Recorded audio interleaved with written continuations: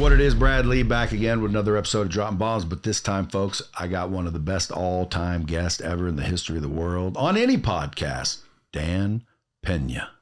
Thank you very much. Welcome back. Thank you. It's good to be here. Number one, I'm almost flattered and honored that you came back. So that's a good sign. But dude, I'm really excited that you're back because number one, the viewers loved you. But number two, dude, I had questions that I didn't get to ask. One of one, we were just talking before the camera started rolling, and you said your kids have to freaking, you got these phones for your kids. They haven't called in 18 plus years ago. Yeah, they haven't called in 30 years. So, and that's the only reason you got those phones. So they can get to me, in an emergency or whatever. Now, I got a couple of questions with that because, again, just for the catch you guys up that are listening, he basically said he got the phones for his kids. The kids have never freaking called. And then when they do call, or they don't call because when they call, they know. They have to have an agenda. First of all, I won't answer the phone. Somebody else is going to answer the phone. And they're going to say, okay, what do you want Dad for? What's your agenda? And then if there's questions or challenges or problems, they have to have 3 solutions for every question, challenge, or problem. Yeah. And that's my way of then figuring it out themselves. So in 30 years of 3 toll-free numbers, one for Europe, one for Asia, one for the U.S., they've never called. Now, do you think they don't call because you taught them how to solve the fucking problem themselves? Well, yeah. But don't they ever just call to tell you that they love you, they miss you, they want to see you? No. And I told the kids since they're 6, 7. Remember, self-esteem is built the first 7, 8 years of life. So I started telling them when they're 3 or 4 years old that it's all right to love mommy, but you have to respect daddy. The love word, when you're 30, 40 years old and you're adults and you reach the age of reason, God willing, then, all I want is your respect. And that's where we are, more or less. I think my daughter loves me, but I'm not positive. I don't know if you're fucking joking or not, but it's funny because I identify with this. My dad, I don't think he ever told me that he loved me. But the funny thing is I know he did. You fucking love them. They love you. You guys are fucking father and daughter and father and son and whatnot. So we can assume that. I don't think people need to hear it either. Like my dad told me he loved me about 2 years before he died. But I didn't need to hear it my whole life. Well, to know it. I didn't need to hear it, and I didn't hear it. But my mom told me that all the time, But did you want your dad to tell you that? No. I wanted his respect, and one of the reasons that I have driven myself so hard, and even now, is that I spent my dad's 106th birthday, if he was still alive. He died in his early 90s, with my kid brother in Scotland. We went out to dinner. We were at near St. Andrews. My kid brother was there for another reason, and so we toasted my dad. And and he heard Dad say he loved him 2-3 times before he died. I only heard it once. And my dad, we are successful. My kid brother just retired, 40 years, the number 2 guy in the LA County Fire Department. He went up the civil service route, and super high performance kid. And we wanted his respect. And that was more important to us. Well, I can understand that. But, a lot of people will be thinking like, oh, that's sad. Mm-hmm. I get that all the time. Yeah, like, oh, that's sad. But I relate to it. And it's like, dude, listen, my dad never really told me he loved me much. I don't necessarily tell my kids that I love them every day and all day. And I think it's going to be just fine. To what do you say to all those people that say, no, you're missing out? You need to tell them more. No, I would say the following. Absence of evidence is not evidence of absence. Just because you didn't experience it doesn't mean it doesn't work. And a lot of high performance people, their fathers never told them, I got one. I love you, son. That's it. Okay. And then every time I saw him, the next 29 months, my wife and I go see him, and so when I'm up doing something, so my dad say, Sally, why is he seeing me so much now? And he says, you're 89. And then he'd kind of chuckle and he'd say 89. And so when I'd leave, when he was at home at the end, and I'd give him a hug and kiss him, I love you, Dad. And he goes, me too. Me too. But he's an old-fashioned guy. I mean, you know. Well, I guess that's what I am. Because, Yeah. dude, I feel weird saying I love you too. No. I got buddies of mine that say, love you, man. And I go, all right, see you later. Yeah, yeah. But now, people that do the jelly rolls, I call them, when everybody hugs each other and shit like that, you know, that makes my skin crawl. You know, I don't see, because we would rather be liked than effective in life. You know, today's political correctness and wokeness is a manifestation of lack of self-esteem. Setting balls aside, okay, people don't feel good about themselves. You know, I look in the mirror when I'm taking a shower this morning. God, you're still a great fucking almost 80. You know, and when most people, you know, they don't like what they look like. And you know, and I assumed you were short before I met you in person. I know. And just for the record, folks, anybody thinks Dan's short, he ain't fucking short. No, dude, why does it seem like? Because, well, when I got popular on social media, due to Brian Rose of London Real, okay, was the first guy, and we went public on Easter Sunday, 2014. He can fit under my armpit. Okay, Joe Rogan can fit under my armpit. Well, he's short. Okay, the Wolf of Wall Street can fit under my armpit. Grant Cardone can fit under my armpit. Okay, so these guys never took pictures, but Brian took the first picture, and he looked like under my armpit. And even though when he used to comb his hair like this with a spike thing added 2 or 3 inches, but all the pictures after that, and I did a lot of shows with him, he always juxtaposed the pictures like he looked my height. And most people know he's short. And so when I walk in the room, they all look around and they think that I'm the bodyguard, maybe, from Dan Pena. But no, I'm pretty tall. And last night at dinner, the servers at our table came up and were telling me that they own apartment buildings because of me and all this stuff like that. And I thank you very much. But they said, God, you're taller. Yeah, you're taller. But I mean, but most of the motivational guys, and I'm not a motivational guy, are short. A good portion of them have Napoleonic complexes. You know, they're short. Okay, and that's cool. You know, it's. But I'm not one of those guys. Hey, are you glad Trump's back so we can so we can call people short again? Okay, yeah, no, fat. You fat ass. One of my favorite sayings is, when a meeting's over and if the meeting didn't go as well as they thought it was, don't let the door hit you in your fucking fat ass on the way out, asshole. 40 years I said that. Of course, full disclosure, I know the upcoming president, and it's a great day for America. Great day for America. It's actually a great day for the world, but the ripples of what he's going to do, or what he says he's going to do, are going to reflect. When I came out, get in the car this morning for my first meeting, a guy came up, the driver, I don't know where the driver was. I said, is he fucking asleep? And the head door guy, and he says, tell him Dan Pena's here. And 2 or 3 people came up to me, and they were there for a meeting via Zoom call with RFK. Okay, Junior. Yeah. And they're working on the health, whatever the son of the former president is working on for Trump. And they said, "Isn't it a great day?" I said, "Yeah." And my hangover ended after one day, but these guys look like they still had hangovers that they've been celebrating quite hard. Dude, I made a post that basically said, for those of you saddened by the Trump victory, you're just too dumb to know that was a good thing for you. Even though they don't believe it was a good thing for you. Like, I really believe that, like, that was a pivotal moment. What do you think? Oh, I mean, where do you think we would have went if Kamala would have been elected? Just as an aside, I hope somebody's keeping track, and there's already been stuff going viral. All these guys that said they're going to burn themselves alive. All these guys that said they were going to leave the country, or at least move to Canada like Bill Gates. I hope somebody's fucking keeping track of them. And if I were Trump, and I'm not, and I have no inside information, I deport all these assholes. Yeah. You want to go? We'll put you on the president plane number 2, and we'll get you out of the country. During the whole campaign, with 1 or 2 exceptions, you never heard the Republicans say, if Kamala got elected, we're going to leave the country. If Camilla got elected, we're going to burn ourselves alive. No, you didn't hear any of that.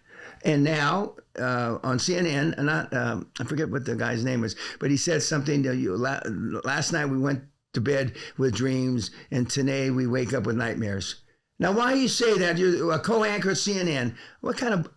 But they allow it. Just as they allowed Camilla 90 minutes of free time, and then they had to give Trump 90 minutes of free time because when she got on, and they're supposed to have equal time or something under the federal law.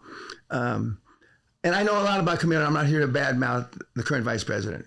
But what do you think will happen if she would have got elected, or would have happened? The wars in Gaza and the war in Ukraine would have gone unhaltered, and I don't believe that's going to happen with Trump. Excuse me. The more immigrants are going to come in and take away jobs from hardworking Americans. More shit we're going to take from China, and Putin laughing, would be laughing for sure. The hypocrisy, not just because I know a lot about her, she's from California, blah, blah, blah.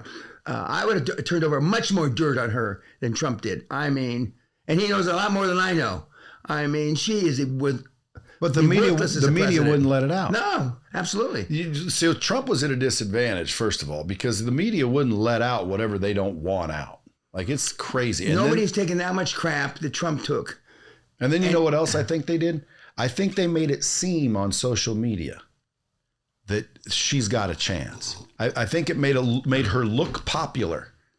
Like, they made it look like she was popular. Like, dude, that was propped up bullshit. Just like back in the day when Biden would have 80 people at his rally and Trump would have 10,000, and they'd show none of that and they'd hide that. It's like, dude, that's manipulation. If I were Trump, I would frickin' make it illegal, or I would put some handcuffs on mainstream media or some penalties, because, dude, people look at the mainstream media as if it's the truth. Yeah. And it should be. It used to be. And I was going to say, maybe it used to be, but it should be. And if it's not, somebody should be held accountable. Correct.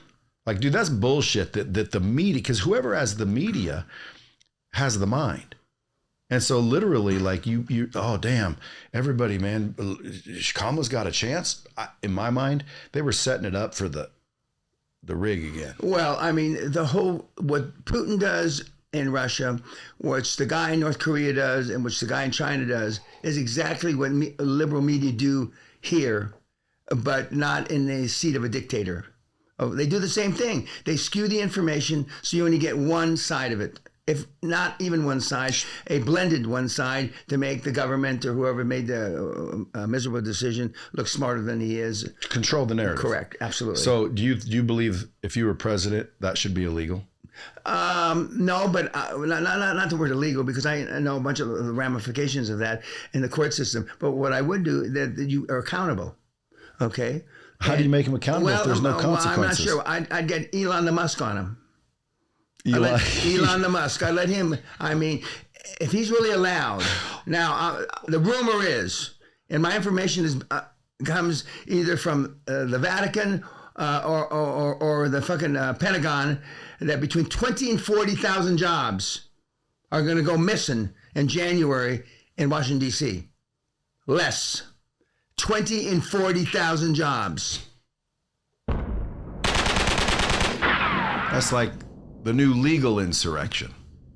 No, because is that draining the swamp? Elon's going to fire people. But is that draining the swamp? Yes. I don't know if that's draining the swamp. I think that might be eliminating some bureaucracy, meaning the swamp to me are the people in charge. Well, the swamp to me are the people that got elected.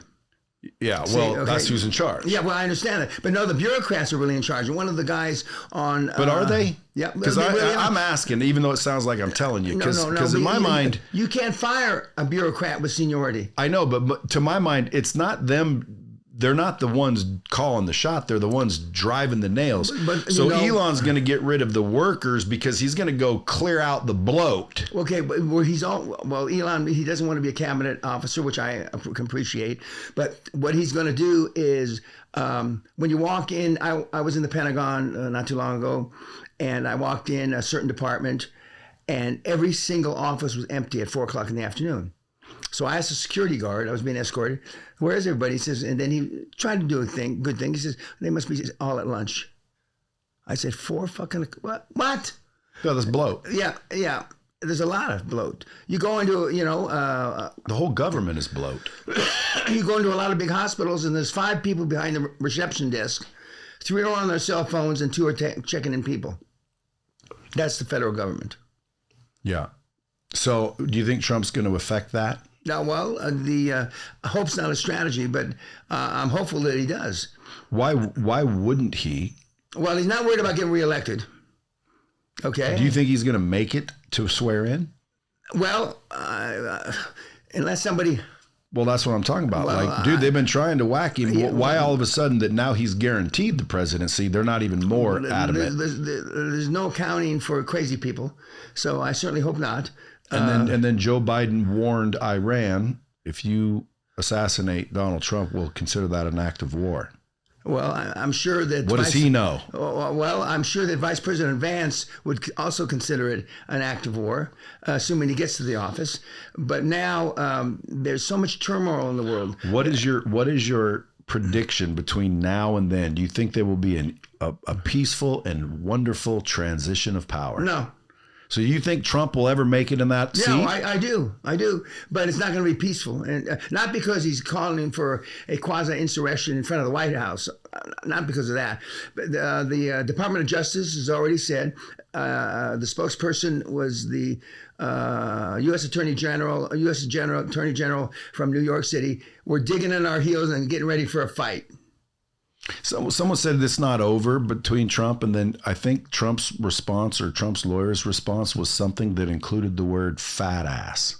Yeah. Have you heard that yet? I believe that's the black U.S. But the guy said, we're going to put your fat ass in jail. Yeah. And that's when guys, if anybody gets offended by the word fat ass, again, it's so stupid. To me, I'm like, that right there is why I would hope Trump is back. Why?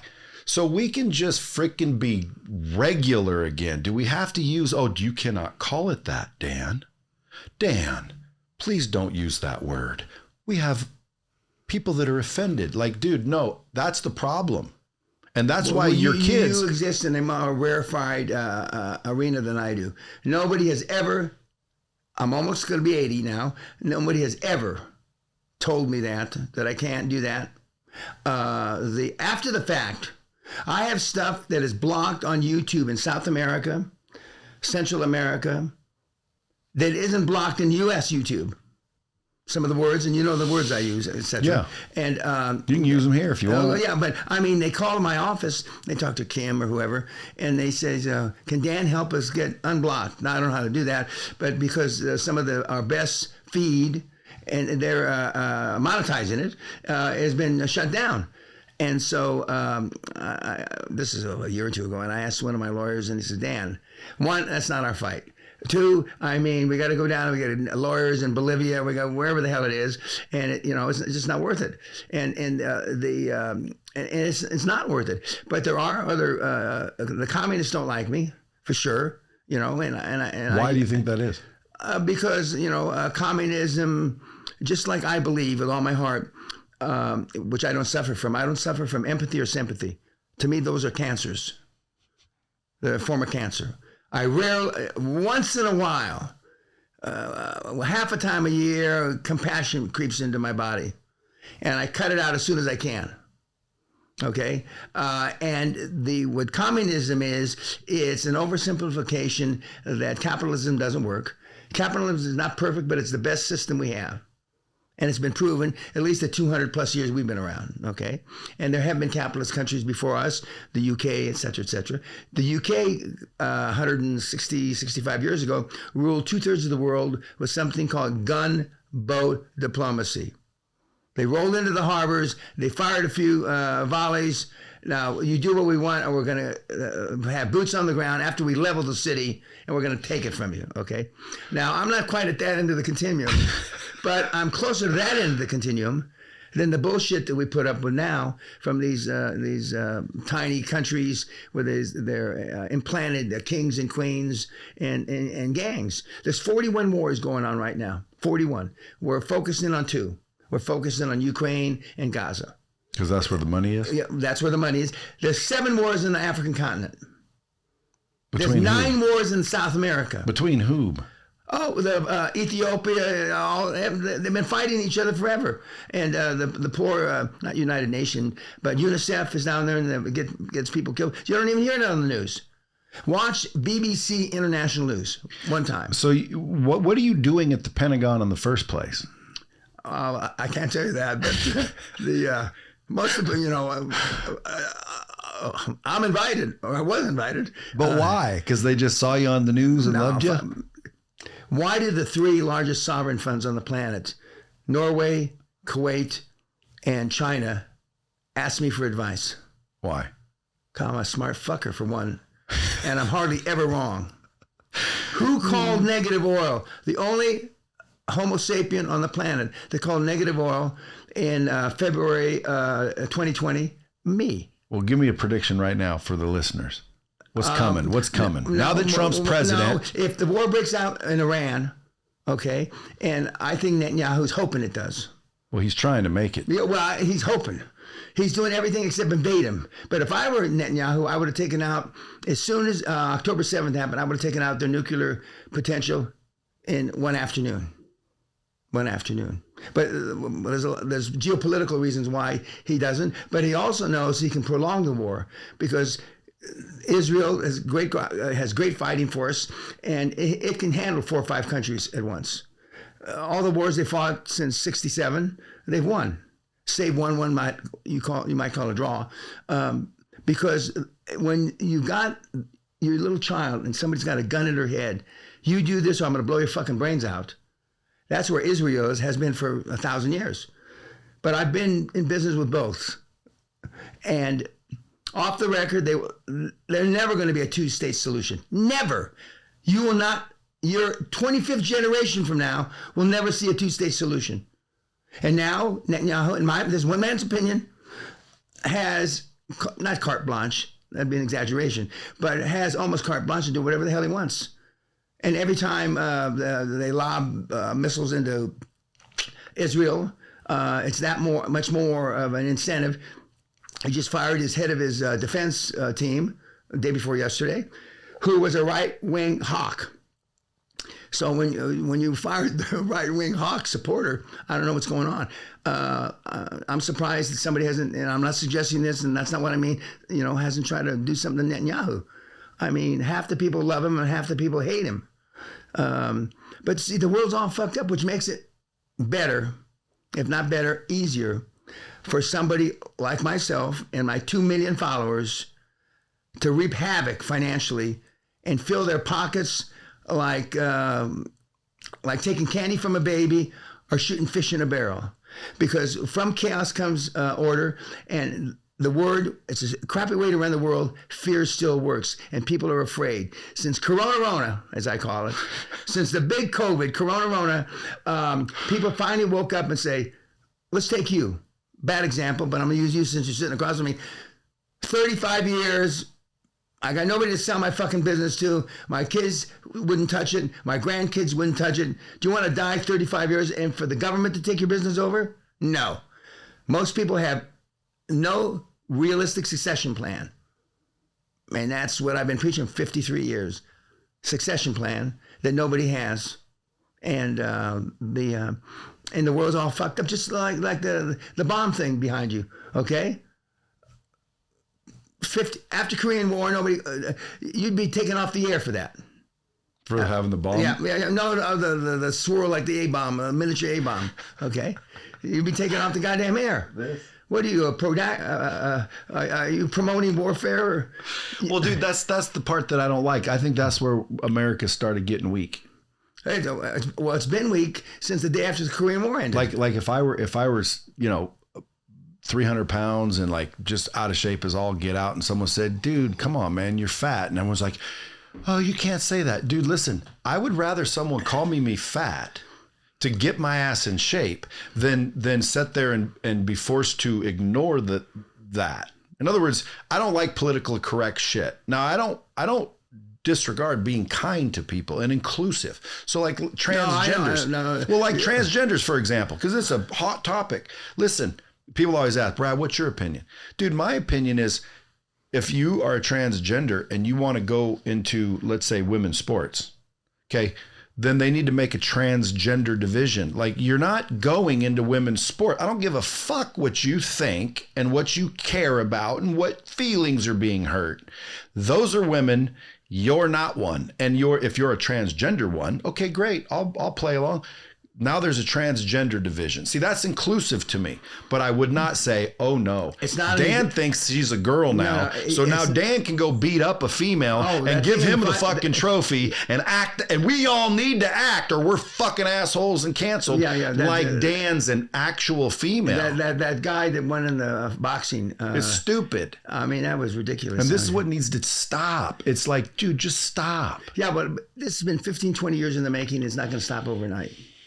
Well, I'm hoping Trump will do something. Well, I believe he will. I believe that Elon Musk, who has got, I don't know, between 7 and 12 kids, depending on who you listen to, which I believe all are boys except the one 17, 18-year-old who's now transgendered into a female. I don't know if Trump can relate to that at all. I can't, but I mean, I turn it over to Elon Musk. What if one of your kids went transgender on you? What would you do? Well, you know, as the saying goes, I love him to the extent I don't use that word, but but how understanding I would be, I can't promise you. I don't know. It hasn't happened to me. See, when it happens to the guy over here, it's a statistic. When it happens to you, it's 100%, you know? And it's like Lee Trevino, okay, who's been hit by lightning 5 times. The odds of him being hit by lightning 5 times, there is no number. Yeah, it's okay? Quazillions. They told him after the first couple of times, it's not possible. Lee, I'm told, is still alive. He's a little older than I am. Doesn't go, if there's a cloud in the sky, he doesn't go out anymore. Lightning 5 fucking times.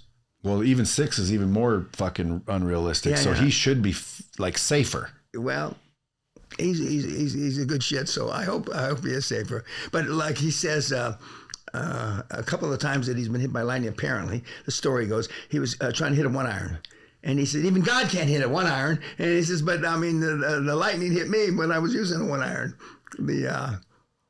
Do you believe in God? Yep. Yep. So. I got a bunch of questions. Fire away. Because before I didn't have any questions, and next thing you know, I'm out of time, and I'm like, dude, I didn't ask him anything. So some of the things I want to know. But before you ask me the questions, if you will, what was? And I know you wrote me an email that it went well, but what was the biggest surprise from the comments that you got from the last time I was on, if at all? Surprise about me talking to your band of renowned?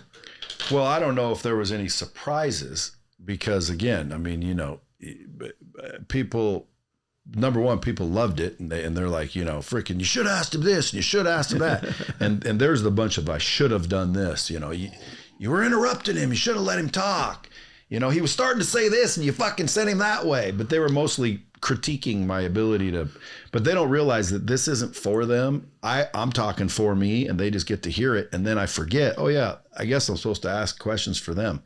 So then I ask you a question, and then in other words, it went very well. Well, to me, it's like I don't do it that way. So yeah, I like just the open conversation. And dude, not only that, I think your clips get more viral, but I think that's because you're in them, not because of what we were talking about. I think just you cause people to go viral because, you know, you're recognizable. When I first saw you, you were on a stage. Some lady talked about global warming, and you basically said, fucking don't be an idiot. And I'm like, see, I like that guy. And a lot of people did. Mm-hmm. So to me, that's what tells me, dude, the silent majority, if there's such a thing, they're us. The silent majority is what elected Trump. Yeah, but they're not, they're like me and you. They're not, you know, if someone's fat, they're going to say fat. They're not going to say, well, what should I not call them? And, you know, all the old school or traditional beliefs, I think there are. Now, again, the way the media looks, it makes it sound like there's nobody like us. But in my opinion, I think there's more. That's why you're popular, because you say it like it is and you ain't sugarcoating shit and you're fucking funny. So when you told that lady to sit down and then you gave like an undebatable example of why it's true. But hey, when I'm watching that, I thought to myself, well, Dan, what about if they don't know that it's sinking? If they don't know that the water level's rising? Because your basic point was, why the fuck you think they'd loan zillions of dollars if this going to be underwater in a fucking year?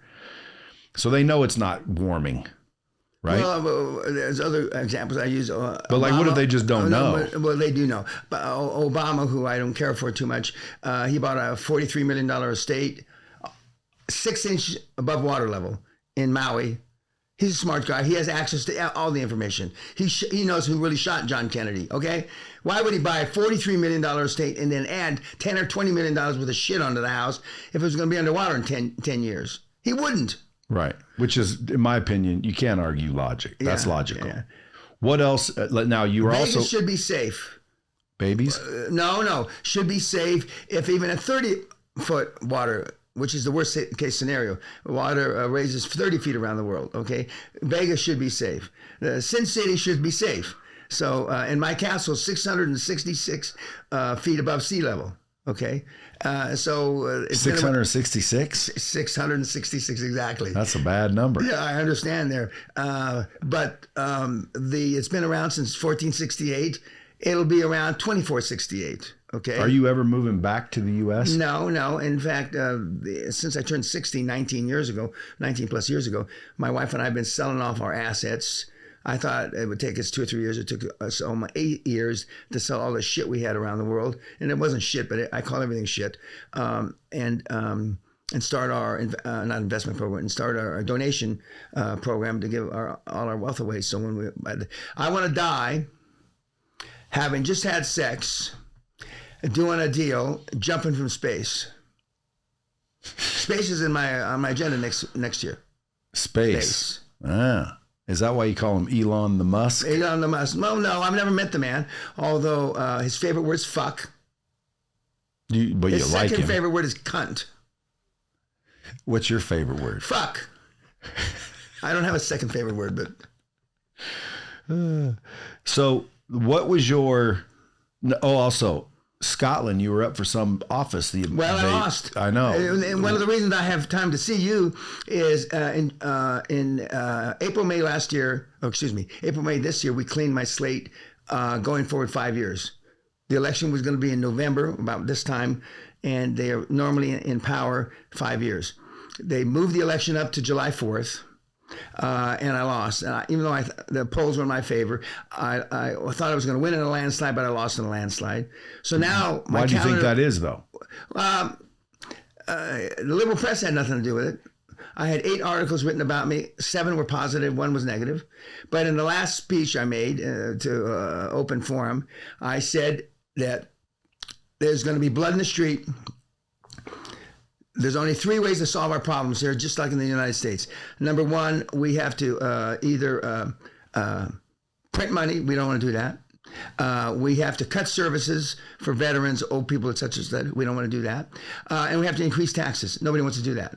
Okay? So if I get into this county, because I would have been the head of the county, that's exactly what I'm going to do, the things that you don't want. So don't fucking elect me if you're not willing to bleed. Well, that's exactly what they put in the headlines of the goddamn newspaper, and I lost the landslide. But now I had 2 seminars already planned, which I wouldn't cancel. But I'm clear for 2025, 26, and 27 because I was going to be in Parliament, screaming and yelling at the Prime Minister, etc. And so I fully believed. So I used to say for years and years and years, I can't remember the last time I lost at anything. You fucking morons can't remember the last time you won anything. I can't say that anymore because I got my brains beat out in an election. So has it made me a better person? No. Sally says it's toughened me up. She says you were getting too soft, because I used to be, the reputation that I had of being a ruthless cocksucker were all true.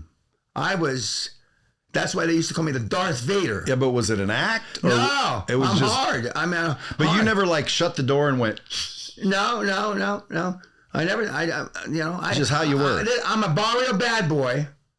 In fact, I just met with my publishers a few nights ago in Los Angeles. A movie and all this from the barrio to Westminster. Now all that planning for 3.5 years has gone down the shitter. All that money I spent has gone down the shitter. But I mean, I'm a bad guy. I mean, most kids that are listening to this wouldn't live to 15 years old coming from my neighborhood. I mean, nobody not tough. But it's been a long time since then. No, well, I lived there in the 50s. When did you get rich?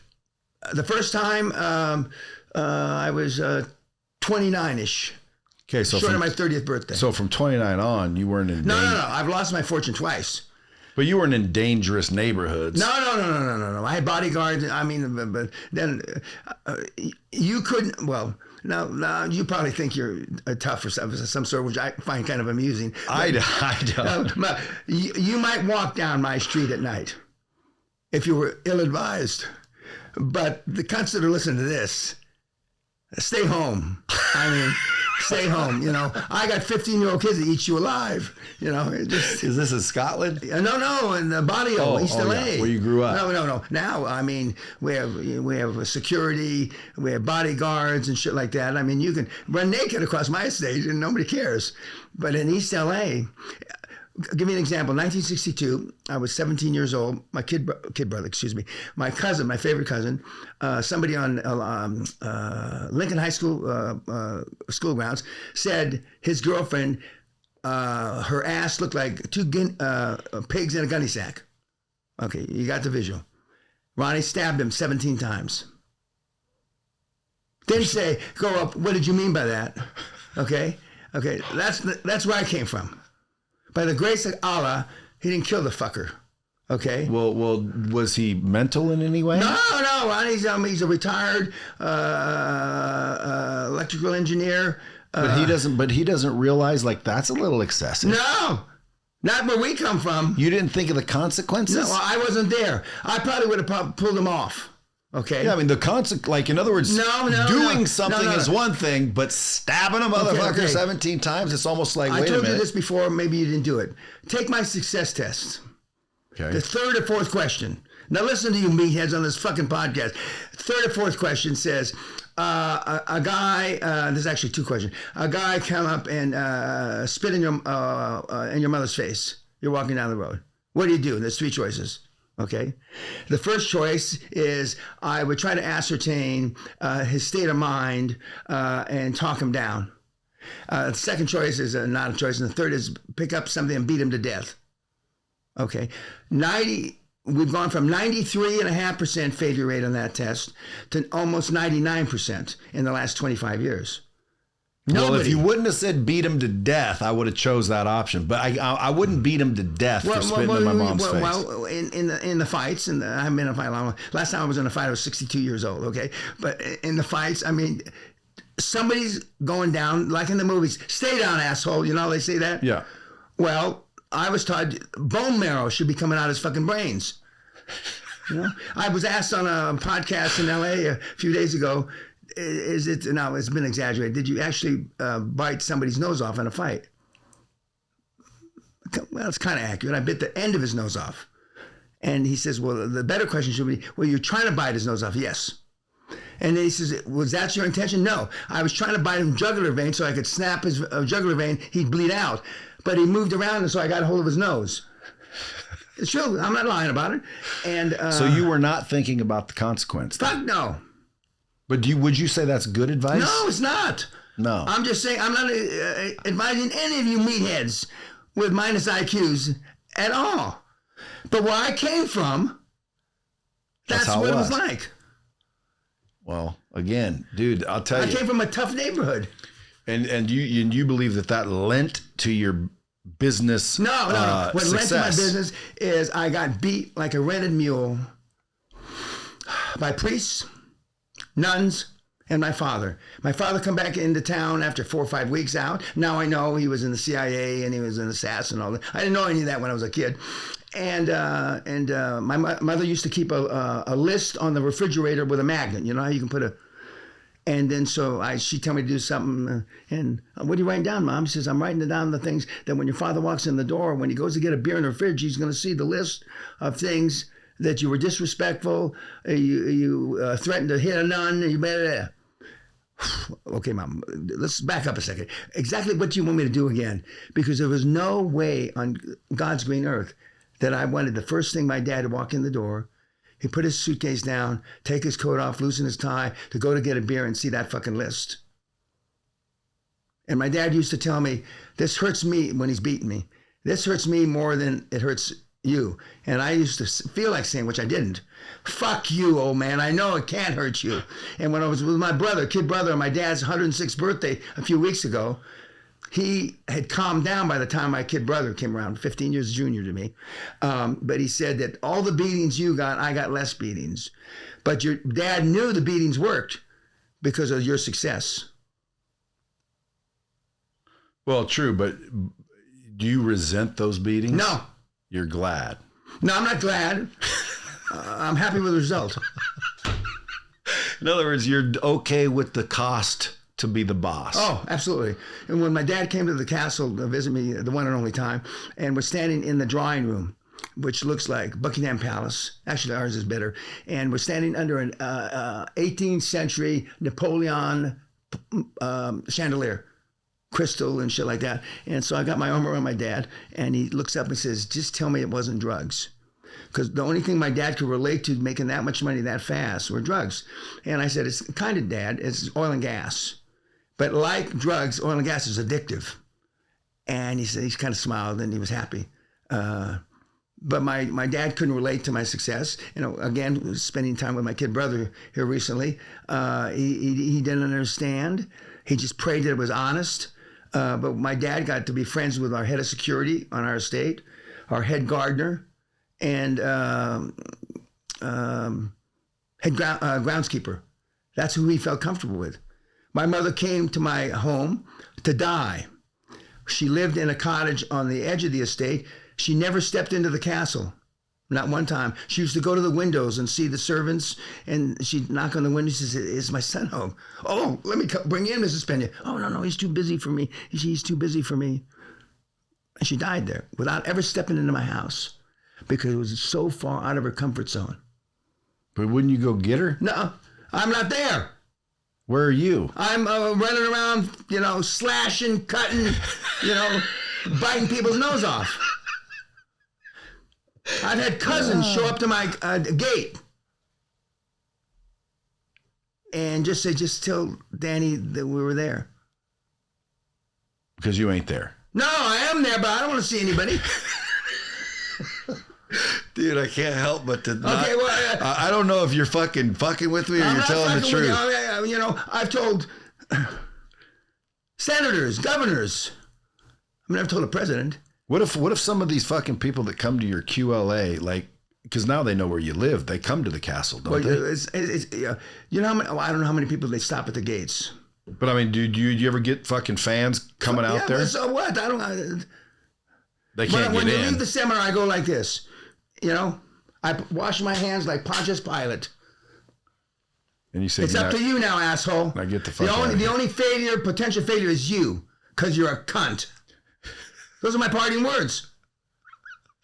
Is everybody a cunt? Yeah. Who do you know that's not a cunt? Who do you respect? Donald Trump. Donald Trump is not a cunt. And I know him, so. Now, I don't know him. But the most presidential president I ever met, I met 5, is Richard Nixon. Really? But he was a crook. But he had presidential manner like you wouldn't believe. He looked like the fucking president. I was in charge of his security when he visited NATO in 1968 and 69. This thing about how Trump got shot, I could give a 50-hour symposium on that. It couldn't happen like it happened. And then they've come with all these videos of showing that moron crawling around on the roof with a rifle, et cetera, et cetera. Okay, and somehow all his bullets, the casings, all that evidence has gone missing. Somehow. See, again, I mean, come on. That clearly that's conspiracy, but it's probably True. So why doesn't anyone do anything about it? A really world-class shot could only hit his ear and not trying to hit him in the head. But this moron was, he didn't make the high school rifle team. Did the bullets really come from him? No. So far, there's no evidence to show that. But, well, no evidence that's public. Now, remember, my dad was brought out of retirement in 1968 to be the head lead investigator for the U.S. government for the assassination of Robert Kennedy. They brought my dad out of retirement to head it up. Now, subsequent decades, the story is, they brought a spook, which he was, to investigate spooks and make sure they didn't have a fuck up like the JFK investigation. That's the story. How did 8 bullets come out of a gun that only has 6 bullets? This is Robert Kennedy, Sirhan. How is that possible? It's not. And there's 9 people, including Rosie Greer, the great football player from the Los Angeles Rams, on top of this little 110-pound shit. It took him 60, 70 seconds to wrestle the gun away from him. I met Rosie Greer. He had hands that looked like 4 ham hocks. I mean, that's all bullshit. So the government, how do they get away with it? You let them away with it. Because you keep reelecting these pricks. But you got to elect somebody. Well, better you don't elect anybody.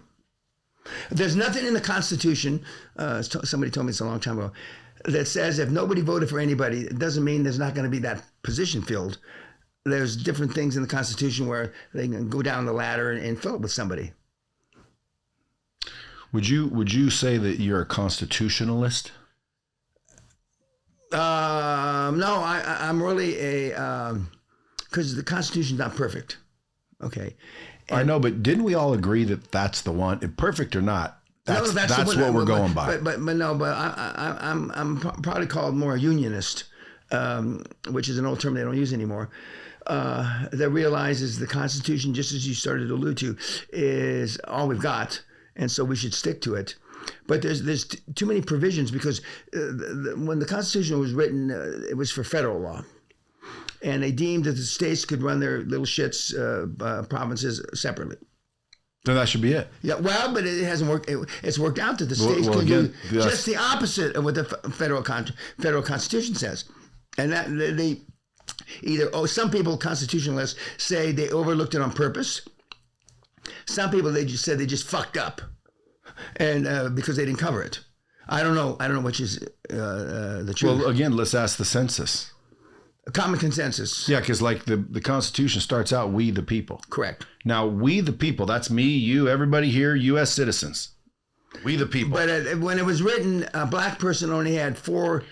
Yeah, but that's over now.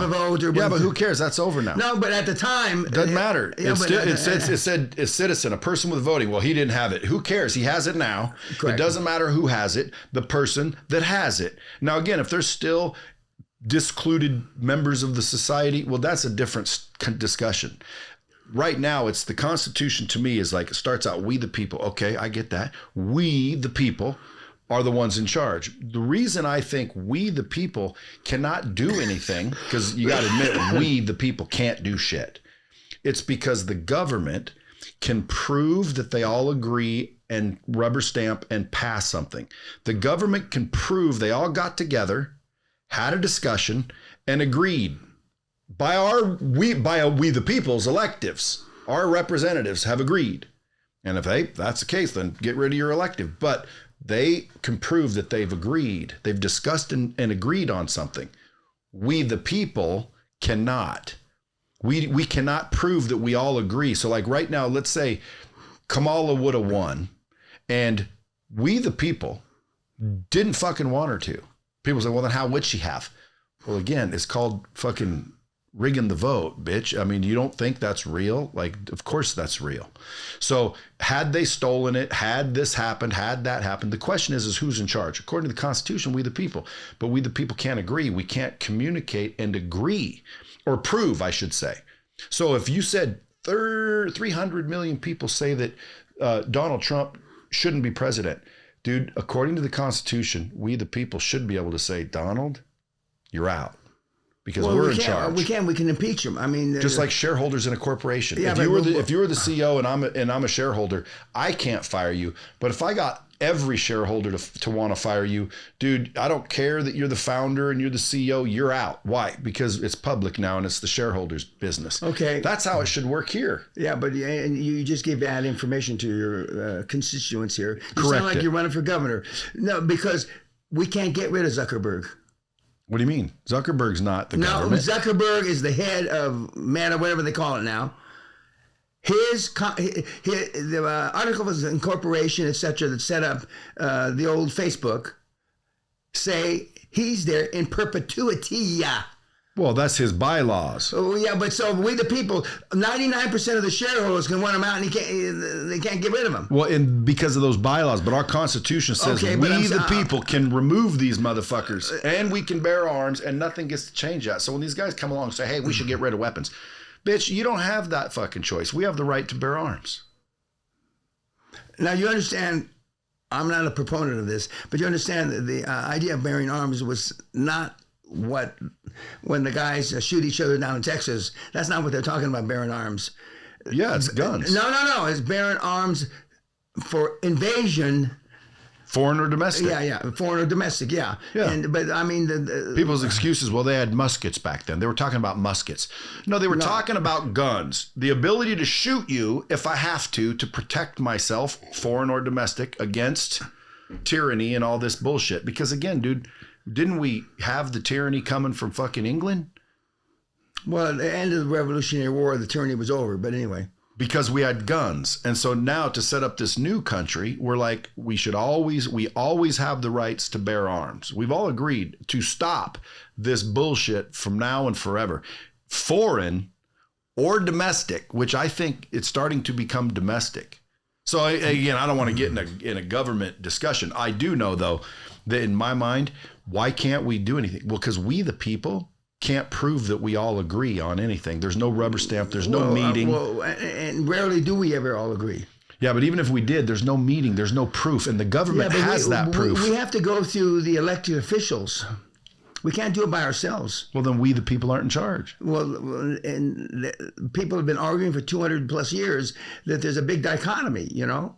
The way it's written now and the way was interpreted then vis-a-vis how it's interpreted now. It's a horse of a different color. Interpretations. I mean, yeah. But you how many lawyers do you have? 20. Are they worth it? Like, what should every good businessman have in his arsenal? Oh, I'm being slightly sarcastic now. You should have the mayor and the governor in your pocket. But if you can't, it doesn't matter how many lawyers you have. You don't need a constitutional lawyer. You need, for the way I believe you run a business, you need a good business day-to-day lawyer, and you need an M&A lawyer, mergers and acquisition. That's about it. You can hire the other guys and gals, but I probably have 20. I'm fighting right now. London, Delaware, Los Angeles, Toronto. I'm leaving one out because because I'm at the end of my runway. Some people think I'm getting soft, which I find amusing. Is that I have so many business interests, and if I should die today, not all of the people I'm in business with. I won't take the chance that all the people I'm in business with are going to honor our agreements and give the money to my wife. Doesn't matter what the piece of paper says. You control the business, you control the cash flow, you do what the fuck you want. Otherwise, you got to go to court. Blah, blah, blah, okay, and so we are propping up, or I have propped up pretty much. We're pretty much at the end of that. It's taken us 8 or 9 years to make sure that I go first. That Sally gets, although all our money goes to charity. We want to die with nothing. And you're not giving any to your kids? None. Do they want any? Maybe that's why they don't call you. Yeah, well, no. Well, they've known since they're 3 years old they get no money. Don't get any money. No money's not good English. I've been in Vegas too long. So you think it'll ruin them? I don't think. It didn't ruin you? I didn't have any money. You mean giving it to him ruins him? Correct. Not earning, not having it. No, exactly. But they've struggled their whole life on their own. No. They haven't. Two of my children would be considered in the top 1% of their age groups. Is your brother loaded? Is he successful? My brother just retired. He's a public servant. So he wasn't a rich, successful businessman. No, he wasn't. He was the number 2 guy in the Los Angeles County Fire Department. Did he ever come to you for help? No. He had no ambition to be an entrepreneur, watching you gallivant and live in castles? No, he didn't. See, like your kids, when you told me they don't call, it's like, it's funny because like if I was your kid, I would have been calling your ass to where I don't give a fuck if you said, what's the agenda? Dad, I'm coming out to the castle. I'll see you Sunday. What are you going to do? Stop me? Yeah. Would you? What would you do? I have. But you would just say what? I am. You're not listening. But you're your dad. You're as dumb as these people that listen to you. I have. But what if they're like, Dad, what are you doing? It's me. That's exactly. I've heard that conversation before. And what do you say? Why? What for? I can fucking be successful like you. I need help. I need help. Your son needs help, motherfucker. Can you help me? We helped them through university, and that was our deal. Hey, what if one of them would have said, hey, I'll make you a deal.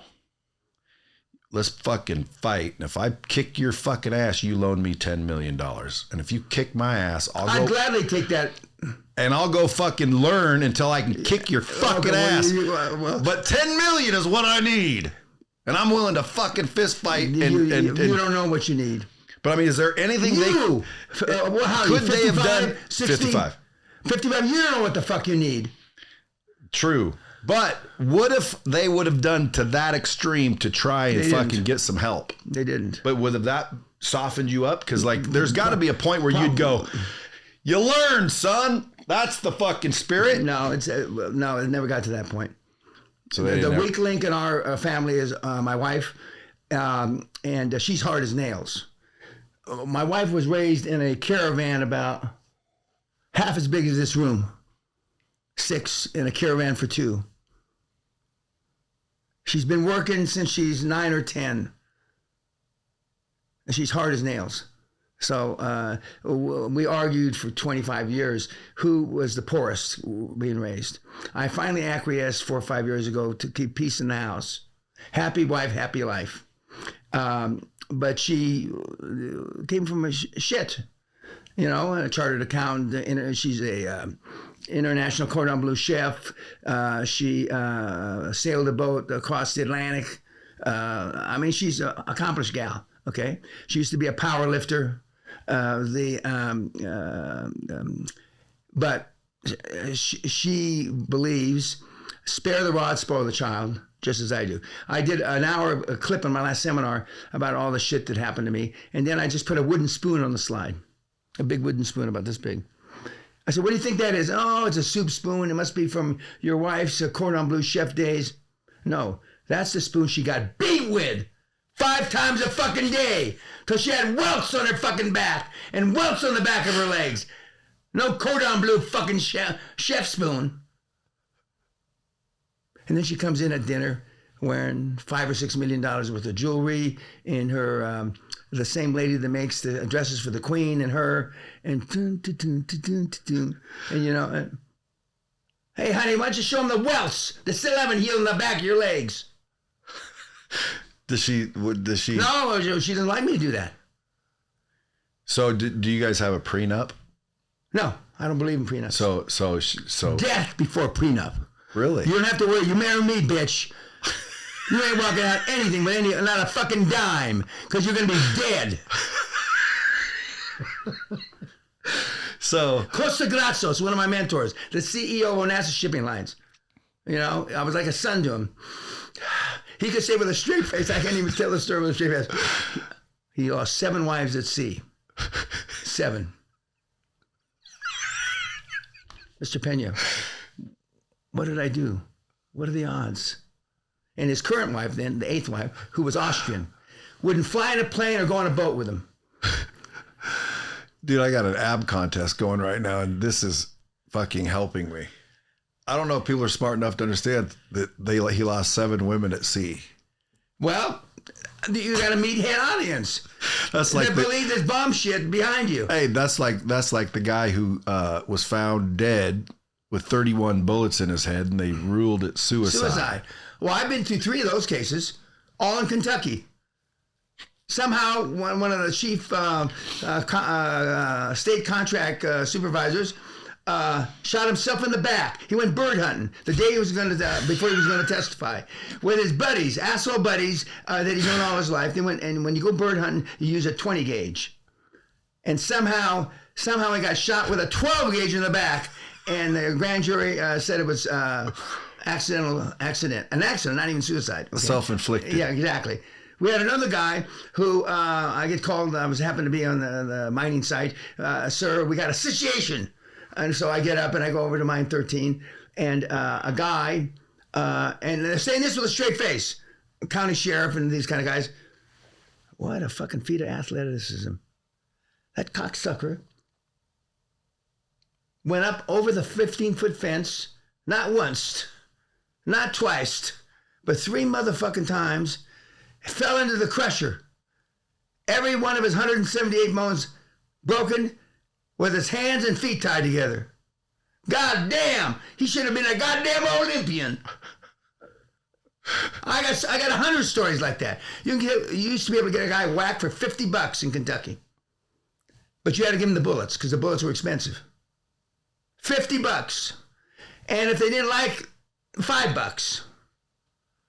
So, do you think someone should get a prenup? You do what you feel safest with. But you didn't need it because there ain't no leaving. End of story. I used to have a license plate that said, if you could read it right, death be before divorce. Death before divorce. So what was your biggest failure in life? If you could stop right now and say, man, my biggest failure has been, what's it been? I should have been a priest like I wanted to. Your biggest failure is you weren't a priest. I wanted to be a priest. Why? I've been Pope a long time ago. I'd be fucking roughshod in those. I mean. Do you think and I'm tight with the Vatican. Do you think the Vatican is the business of the century? Not the century, the business of the last 2,000 years. Is it 2 millennia? Is that how you say it? I don't know. How powerful is the Vatican? Oh, Jesus. I could write a book. And they're hoping I don't write a book. But the... Why you, though? Why are you allowed into all these fucking places? Now, I came here legit, right? Nobody threatened you. None of that shit, right? Correct. Okay. 100%. Well, most people like to curry my favor if they're smart. 2 people, one of which I can't name the name, but the second one I can, Costa Gratsos, CEO of Onassa Shipping Line. I was the only non-Greek in the power team. Said, if you're not afraid of Mr. Pena, you're stupid. Now I'm just a pudgy old, almost 80-year-old man. But like last night, the guy that I've known a long, long time, I didn't,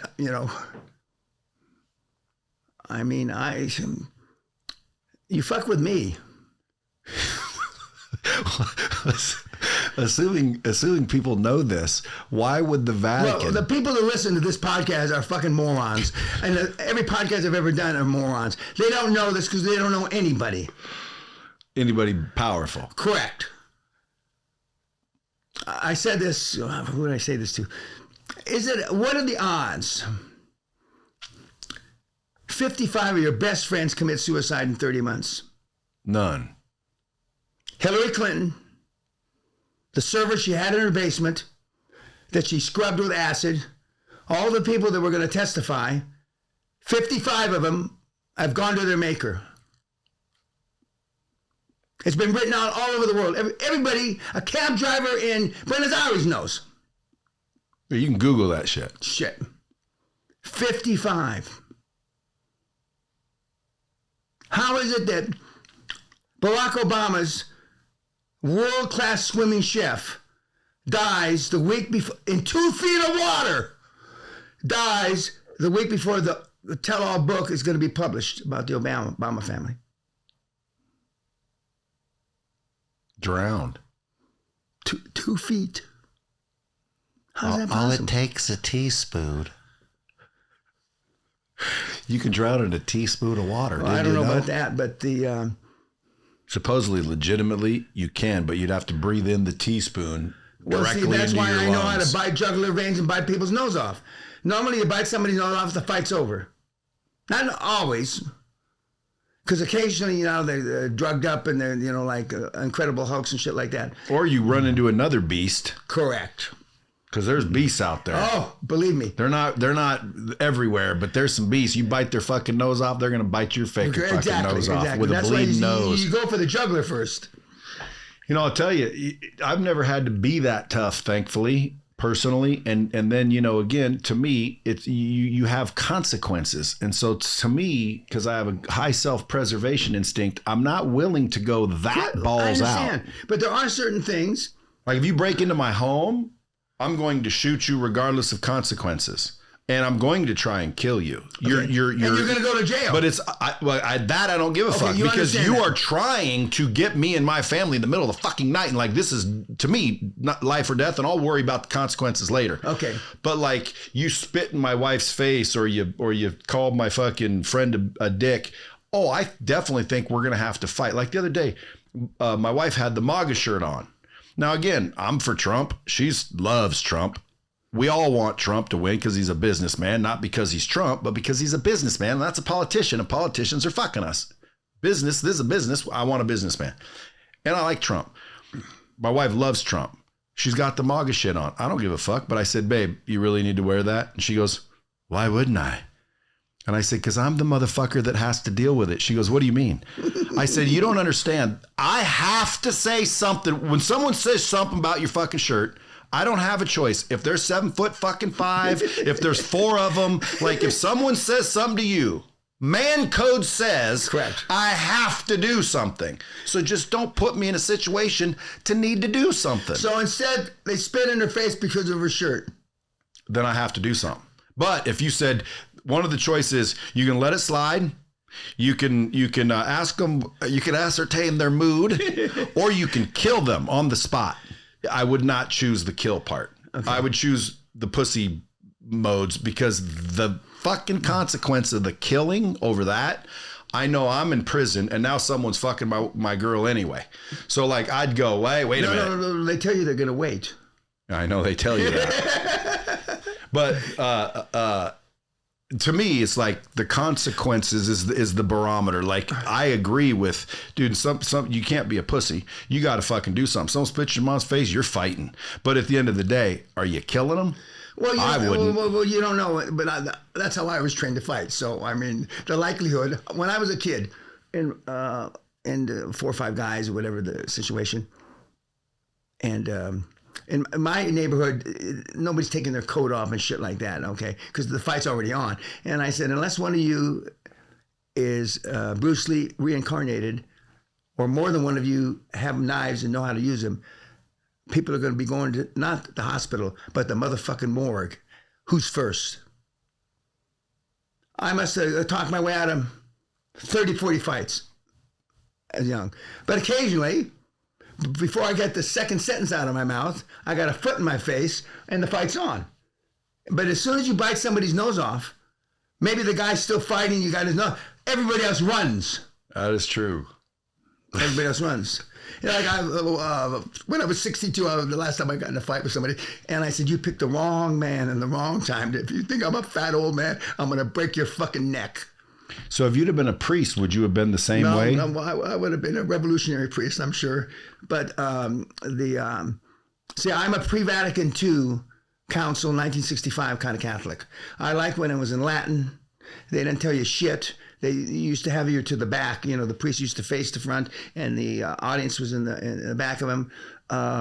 In many ways, I think that the church has gotten too wishy-washy, as my Mexican grandmother used to say. But it's not about transgender and the female priests and stuff like that. That's not where I say they've gotten too wussy. They've gotten wussy about other things. I don't see any reason why there should be women priests. I don't see, so maybe in that regard, I'm liberal. But now the Pope just said he's people that are against Palestine are against God. That's none of the Pope's fucking business, you know? And so I probably won't ever get an opportunity to tell the Pope that.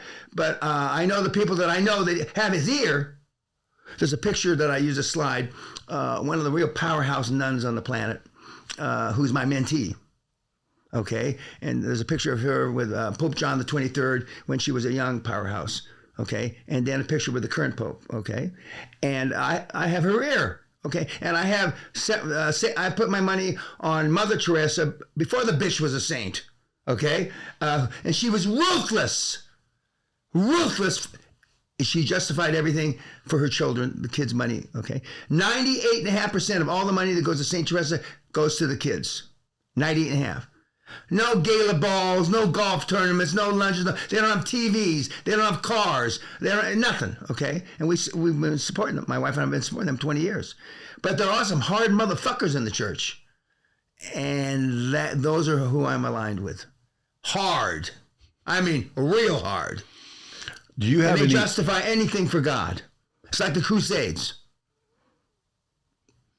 Do you have all this knowledge in your head written and archived anywhere? Some of it. Like if you go, does most of it go with you?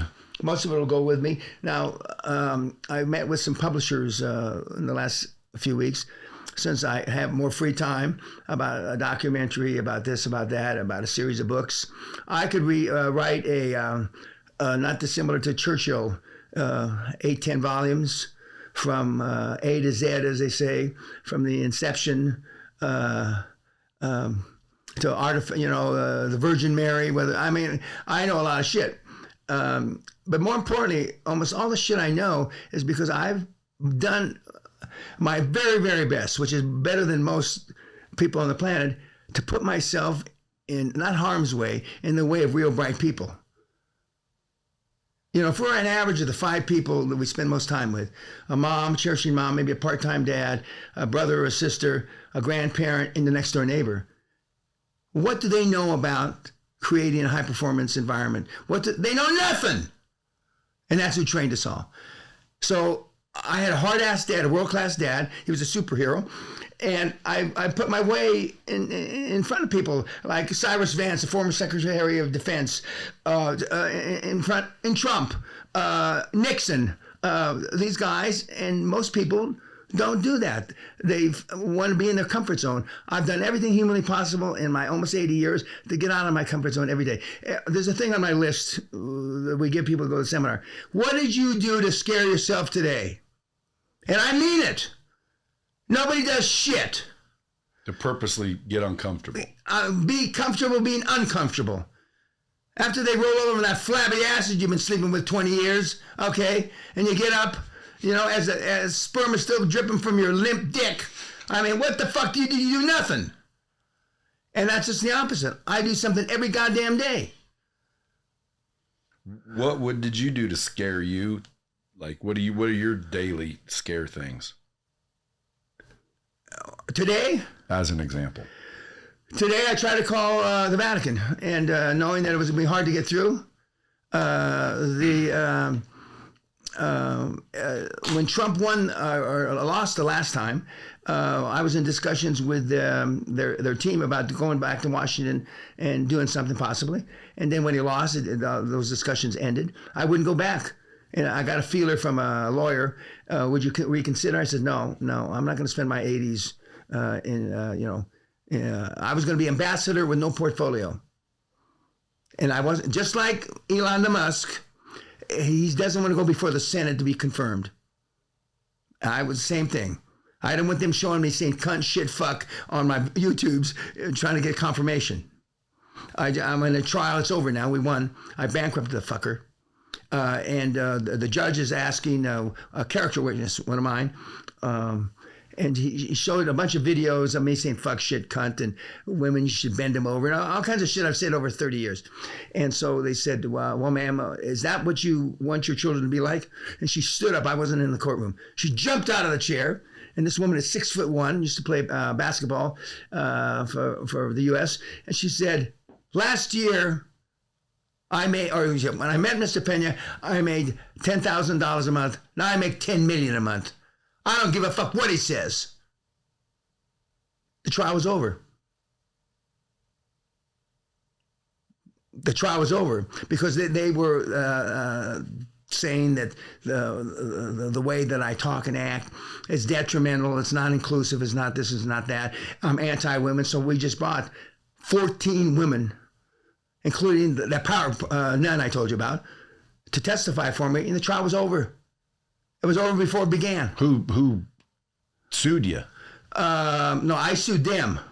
They were trying to steal money from me. And they were trying to paint you as the bad person. They're now bankrupt. Hopefully homeless. Bitcoin going to zero. You said one time, if y'all knew who was behind it. Yeah. And I think I told you. Was you say Putin? No, I said, who are the two countries or the two individuals who would benefit the most from the financial collapse of America? China and Russia. Yeah. Lee, the guy from China, after 4 or 5 years, what did China do? They shut Bitcoin down because it wasn't ruining our economy. It was ruining theirs. One left, Putin. Okay. And so Putin or a surrogate. And it's. Do you still believe that? Oh, I know it. I don't so believe. It's still going to zero. No, well, it'll be at zero before it's at 1 million. Now, I've called the two highs. When it was 17,000, I said, buy, sell half, keep half. When it went to 69,000 the first time, a year ago or whenever it was, I said, keep half, sell half. Now we're back at 72 or whatever it is. I don't think it's at a high. What I'm good at is calling highs. What I do, because I'm not participating. I'm not competing with my audience. You have zero Bitcoin? No, zero, nothing. You just don't believe in it. I don't. You know, it's funny. In fact, a lot of smart people, I'm not one of them, believe that it's the underlying backup for the Federal Reserve someday. What are they smoking?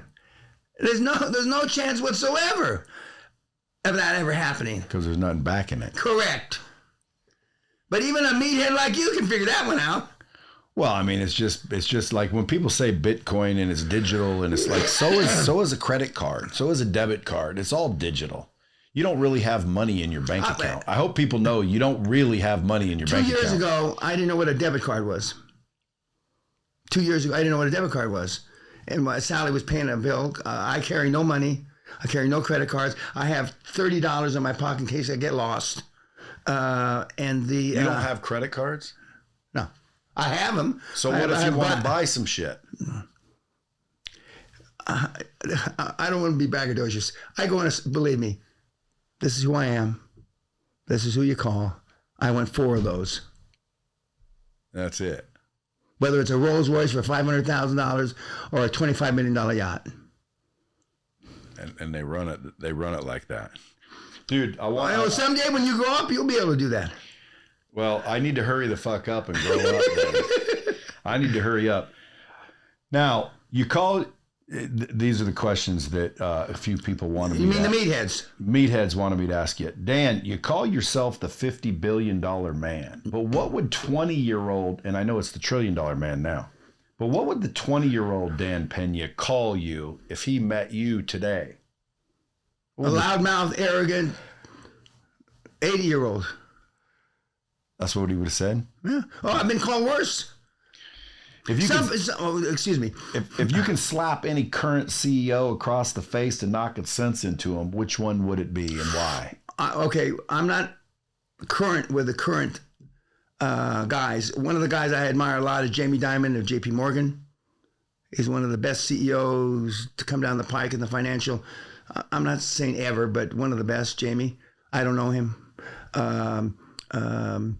Before him, a generation and a half before him, Cy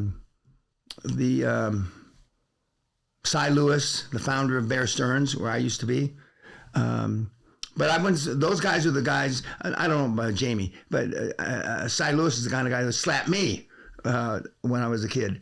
But most of the 20-year-olds, getting back to 20-year-old analogy, are going to the wrong data banks, the wrong information to figure out what to do. You have a passion, whatever that passion is, who are the top 3 people that ever lived in that field, okay? Are any of them still alive?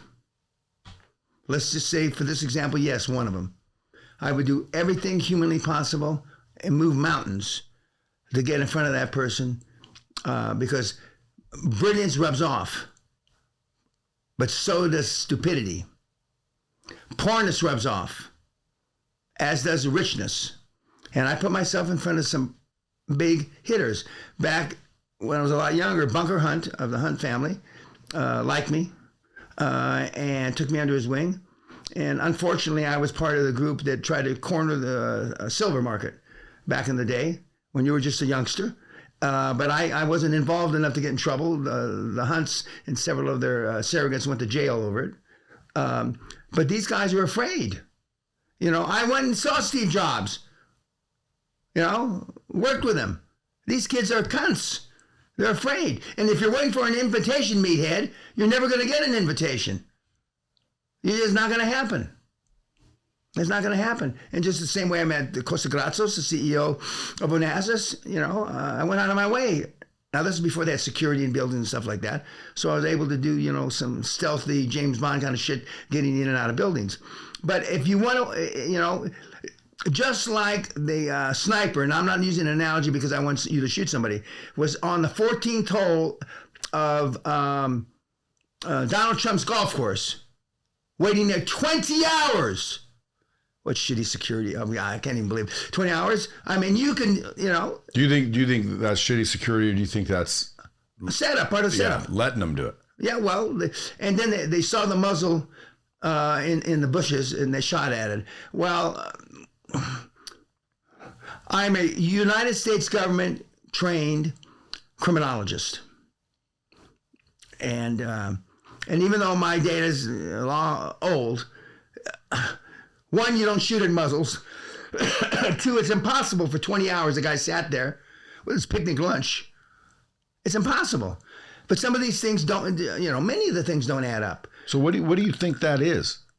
It's a deterioration of humanity. In 2004, Professor Hawkins of Cambridge, before he lost his ability to speak, when he had to speak through a computer from his wheelchair, he said a lot of things. And I started reading the History of Time about 5 or 6 weeks ago. Some people say they can't get through the first 15 pages. Now, I am smart. There's no question about that. But I'm on page 400. I mean, what are you all, fucking brain dead? What do you got, shit for brains? But anyway, back to Hawkins. Hawkins said that, number one, we are on a mediocre average planet, and there must be at least 1 trillion planets just like us. We just haven't found out where they are. And he alluded to, then how smart are we? There's 1 trillion of us out there, and we're still jerking our dick under our table. I added the jerking part myself. The second thing is our brain is slightly more useful than a chimpanzee. Okay? We're lucky that I'm adding this part. We're lucky that the Planet of the Apes didn't come to fruition, where the apes run the humans. Okay? And the third is that we have a proclivity, and only one thing on the planet has a proclivity to feel sorry for itself. Homo sapien. Animals don't. You can ride a horse underneath you until it dies. Birds fly till they die. And we fucking feel sorry for ourselves. Isn't that weird? Well, I don't think it's weird. I mean, we're through. 2014, I'm 10 years later, slower than the great Professor Hawkins. I had these revelations. And then somebody said, well, you know, somebody said this kind of like you saying it, it's without the bad words, about 10 years ago. And so and I came to it. I mean, we're through. Homo sapien hit its apex 10, 20 years ago. You believe that? With all my heart. What if someone changes something? Well, you know, if I was 16 inches taller and had some athletic ability, I might have played professional basketball. Maybe prove me wrong. So far, not the case. You know, looking at the atomic bomb. The atomic bombs were dropped on the 6th and 9th of August, 1945. Hiroshima and Nagasaki. Everybody knows that, right? Mm-hmm. Okay. Killed between 200,000 and 500,000 people. Fried them like French fries.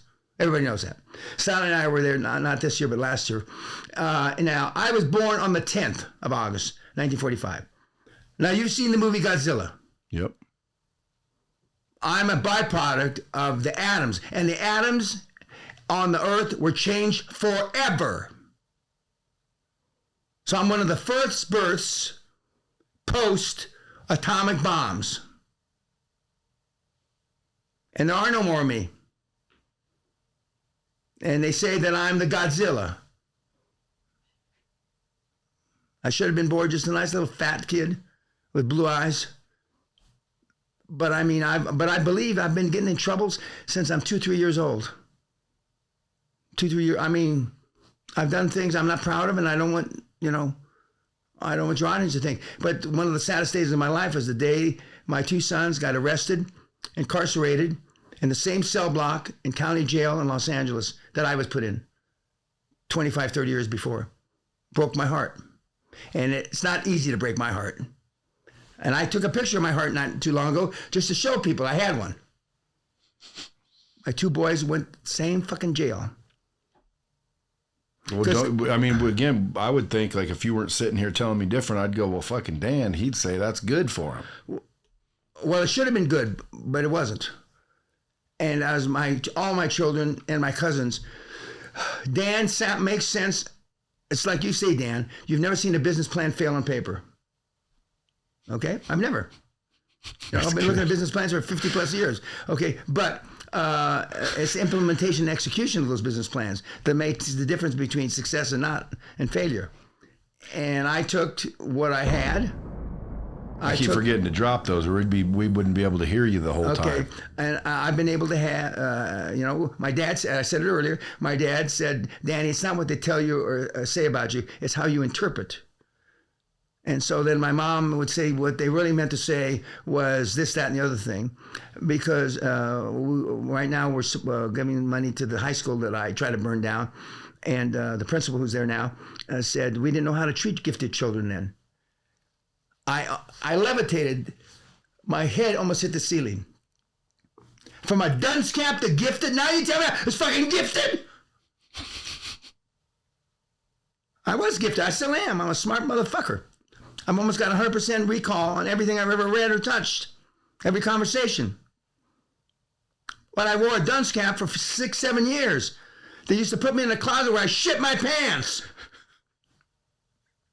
Literally? Literally. And they keep me in the closet, the shit rolling down my leg, and then my mother or my aunt, God forbid, don't call Dad, he showed up in a red and blue and white, white and black police car. Because they said it's an emergency for your son, so he thought something was wrong. And he got there, and I'm standing in the closet. And I remember walking out of the schoolhouse, and sitting in the back seat with shit rolling down my pants. How old were you? 8, 9. I shortly thereafter tried to kill the teacher. I was in the principal's office twice a day before noon, 3 days a week. In that same school, Doris Place, which is celebrating its 100th anniversary next year. And I give money, and they've got a big marquee outside. Thank you, Mr. Pena. And we do all kinds of shit. And the principals cry when I go there. Why would you want to help us after what we did to you? Because I'm on a rocket ship to motherfucking heaven. That's why. It's part of the story. If you changed any of it, what do you... No, I wouldn't change that. I like to have been athletic. Athletic. I suffer from something called peripheral neuropathy, where the nerve endings, and anyway, I couldn't catch a ball. And I was big to fill up a hole in football, but that was about it. I couldn't catch a ball, and I wish, and my dad was an all-state, all-American athlete in high school. He never mentioned to me when he'd be waiting for me at the end of the game that I didn't get in. After the football games on Friday, you go out and fuck around with your buddies, right? My dad's standing there at the door as they came out from taking a shower. Once in a while. Do you want something to eat? No, Dad, let's go home.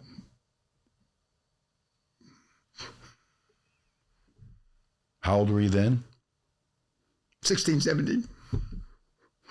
But see, that obviously drives emotion today. Why is that?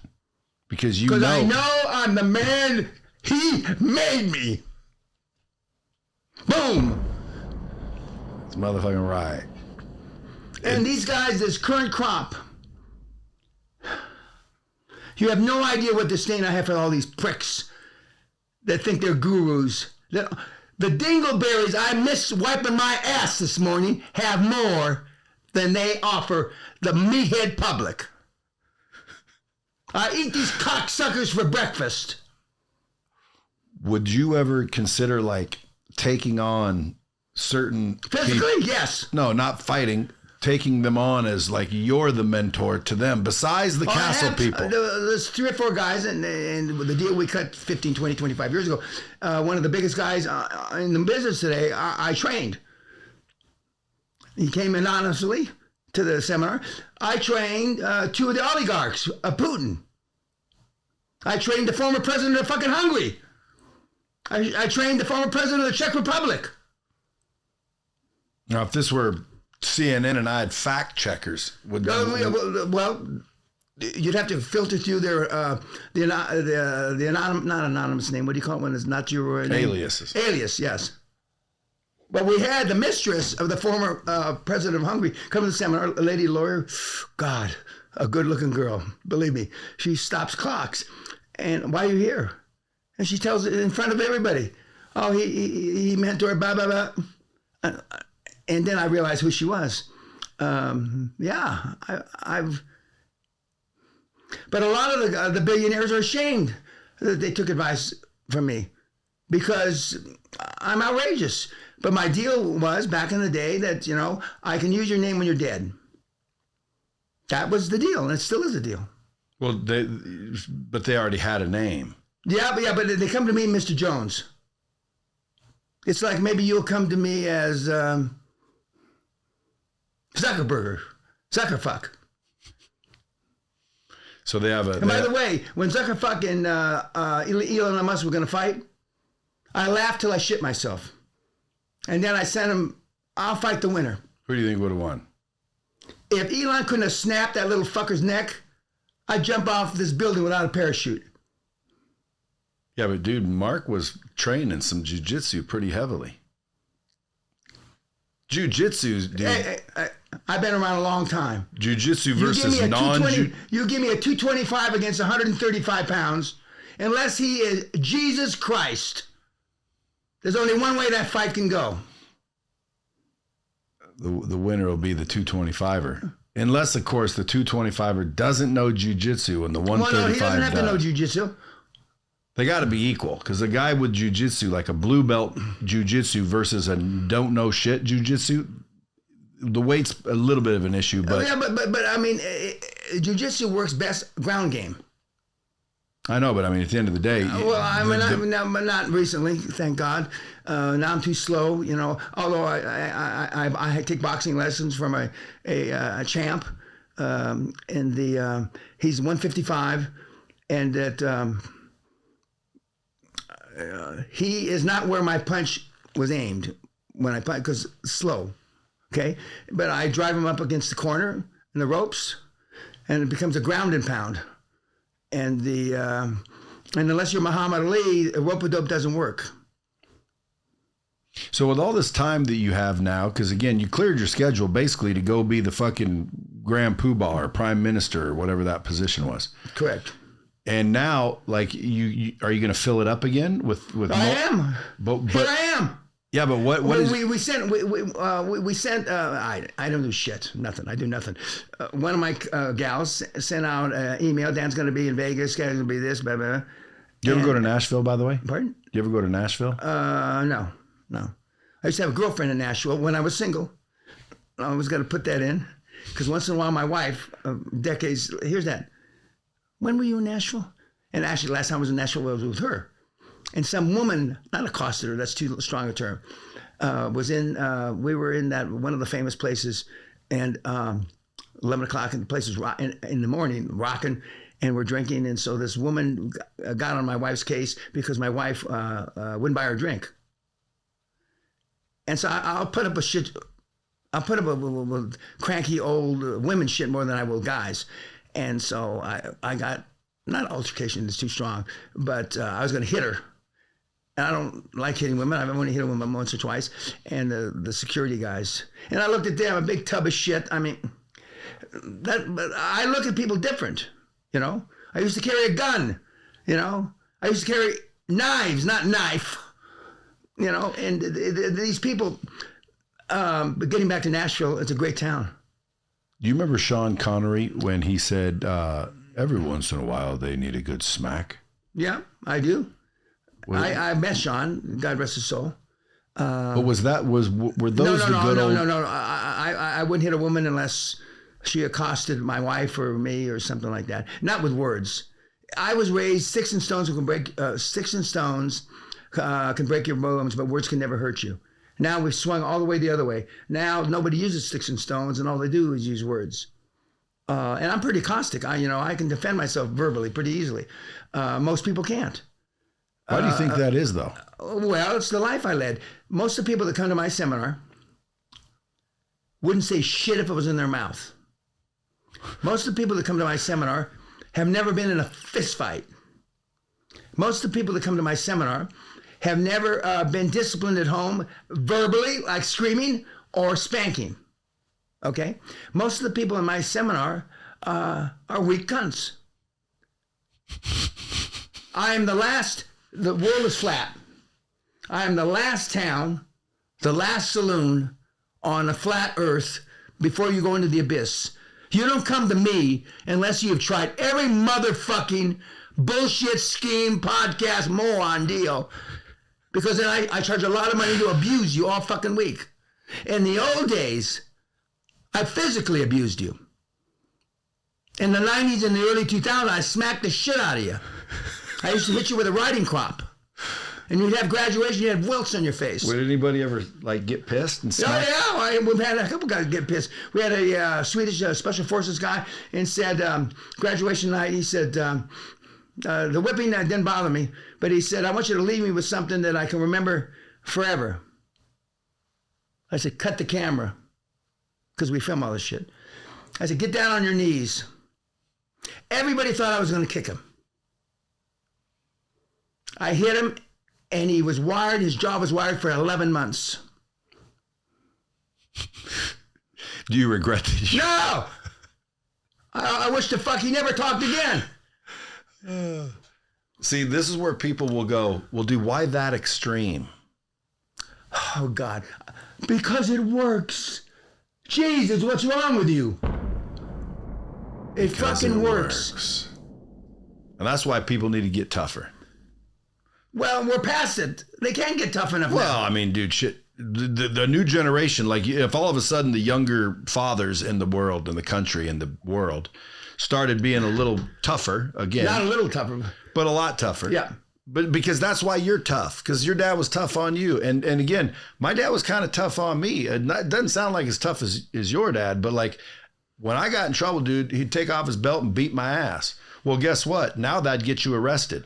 Yeah. And then a kid knows it'll get you arrested. So there's no more beating of the ass. And so what happens? Then they get lippy. Then they did, and here we are. So I think if right now the world wanted to go back to the good old days, we wanted to produce this type of, I would say armor on, men, then it goes back to the fucking families, the nuclear family, where the father needs to be a little bit. Part of the reason is 55 or almost 60% of the family is now raised without a dad. I think higher than that. Even. Okay, and even though I've known some pretty tough moms, but I mean nowhere near as tough dad. So dads are supposed to be the frickin' tough ones. Yeah. Moms are supposed to be the loving ones. Yeah. It's like a balance. But when the dad leaves, the mom has to be both, and sometimes that doesn't work. But if especially if she's a working mom. But if the kid that's right now, 5, 6, 7, 8, the up and coming generation of tomorrow, if right now somebody just started teaching them the old school shit, being a little bit more old fashioned, they could lose at school, and guess what? You fucking lost. Get over it. That's what I was told. And then it made me want to go out and win. So I tried harder. And then boom, pretty soon, oh, I got the fucking trophy. I'm number one. There was a number one and the rest were nothing. Your second place trophy was fucking, you're embarrassed. That's what Brad. Elon Musk said, a couple years ago, nobody remembers number two. True. And they do not. So do you think if they got tougher, that generation would eventually act? It'd take another 50 years to unwind. You don't think it's possible? No, but I mean, a study came out of the World Bank and NATO a couple years ago that gender equality. The bottom line in 9,000 pages, $25 million was if we implemented all the things that make sense vis-a-vis gender equality, 131 years it would take. Which will be gone. Yeah. Well, the world's done by then anyway. One step beyond that, monetarily equal, 171 years. Same pay, same job, 171 years from now. If we implemented all the motherfucking things today, ain't gonna happen, is it? Not today. Okay, and do you realize that if we implemented all the stuff, global warming, ozone layer, all that shit, okay, we were the Bible of the Greenpeace, that kind of thing. 1,000 years from now, the environment will be only marginally changed, and we're past the point of no return. We're fucked. 1,000 years from now. What are we jerking off about? And the real reason Elon Musk wants to go to Mars, right? Mars? Not isn't this, we got to be a two-planet motherfucker. That's a load of cock. Why is it? Because the main mineral on Mars is lithium to power his fucking batteries. If we took all the lithium that's on this planet today, we can only keep up with 3 or 4% of the fucking electric cars. So there's not enough lithium. Forget about it. Am I the only motherfucker that reads these reports? Apparently so. Where do you get them? My staff. Like, tell your staff to start texting me all this fucking information. I'm like,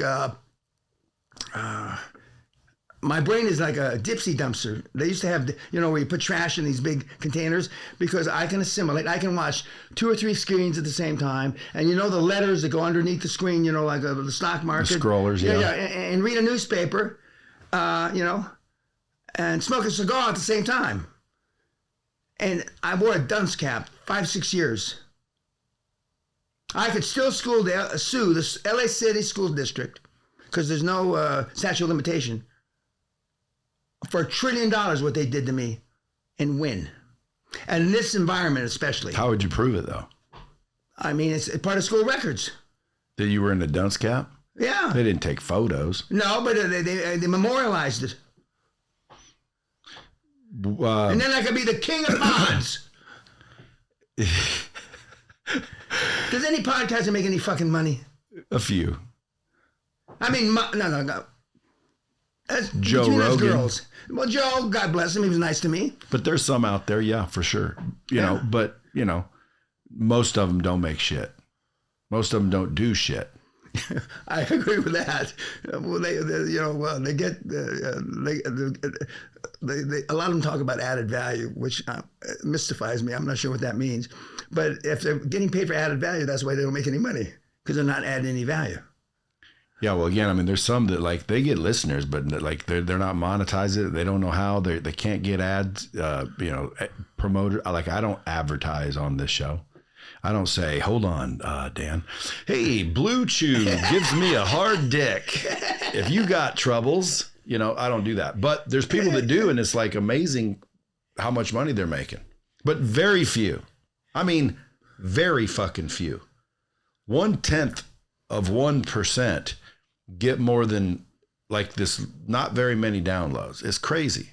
Like that's why 5 years ago when I started this, or maybe 6 now, people were coming in and out of here, and I'm like, well, fuck, I just better get some microphones, pick their brain while they're here, and drop the podcast, which we did. The first one is like dropping bombs. Like, let me see if that's available. And the fucking droppingbombs.com was available. I'm like, dude, this must be a sign. So I just kept it going.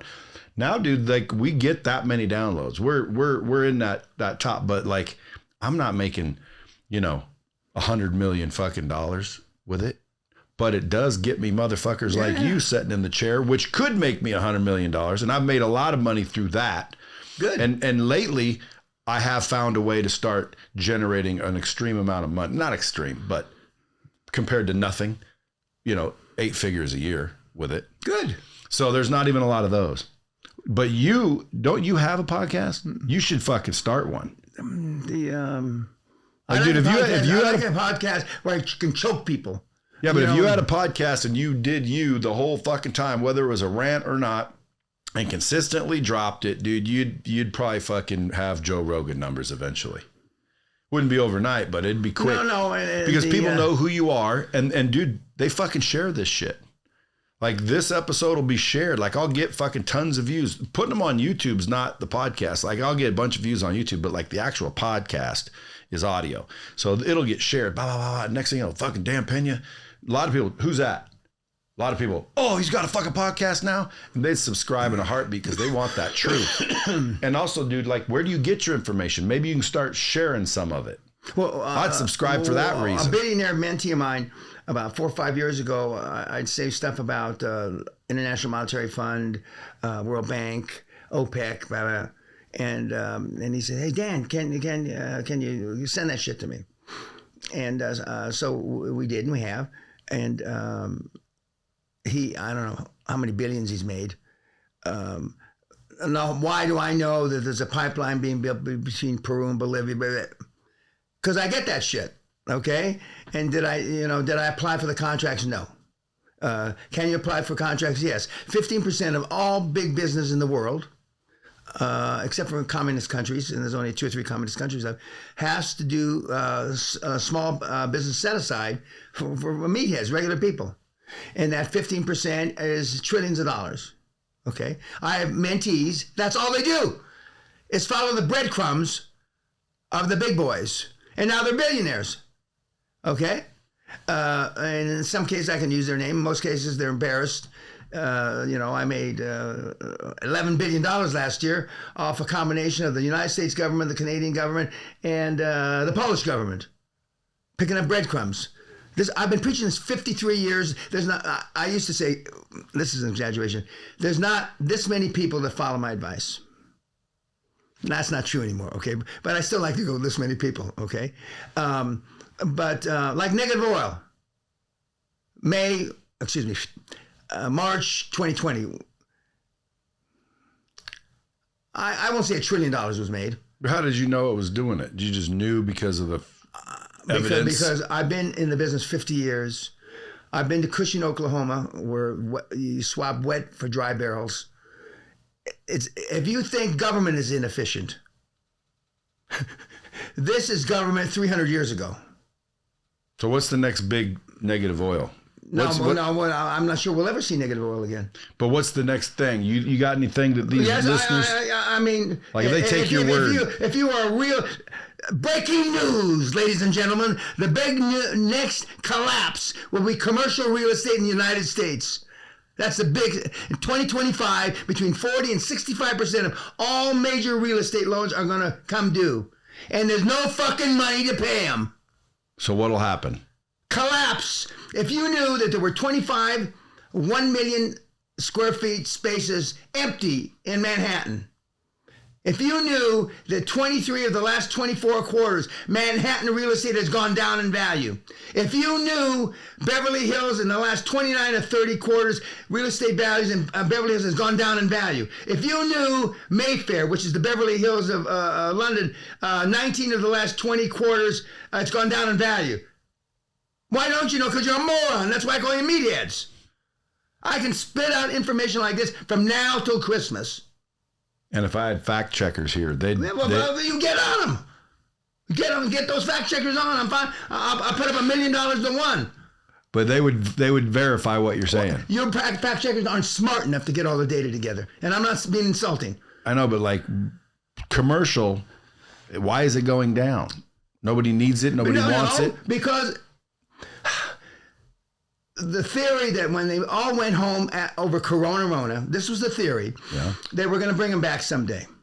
Some of them have brought back, okay? People would rather be unemployed or for less money and not have to come to an office. I agree with that. Okay. I have employees here. Same thing. I sent them home, Corona. And then I said, okay, everybody come back. And half of them said, is there any way we could just stay here? And then I thought, damn, dude, less Voss water drank for me, because they're all drinking my Voss and printing paper. And, it's expenses when you have more people in an office. So I'm like, yeah, go ahead and stay home. They prefer it.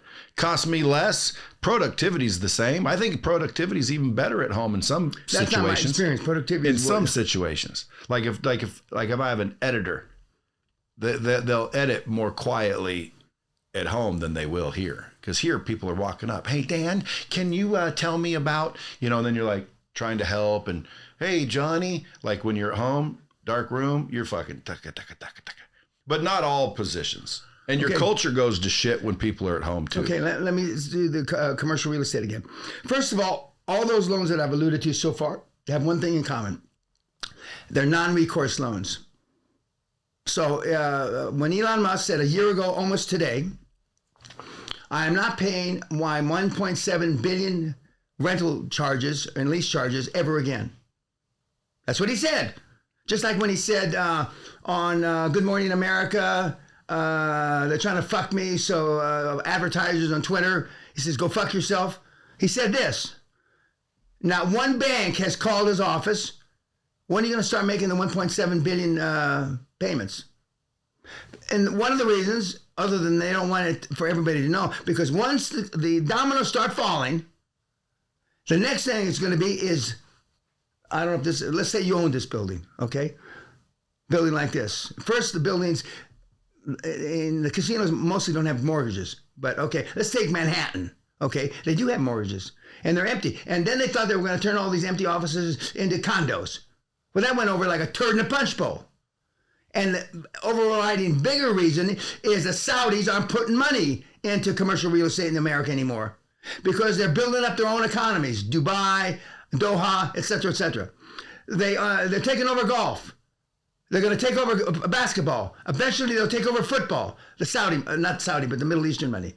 They've got money.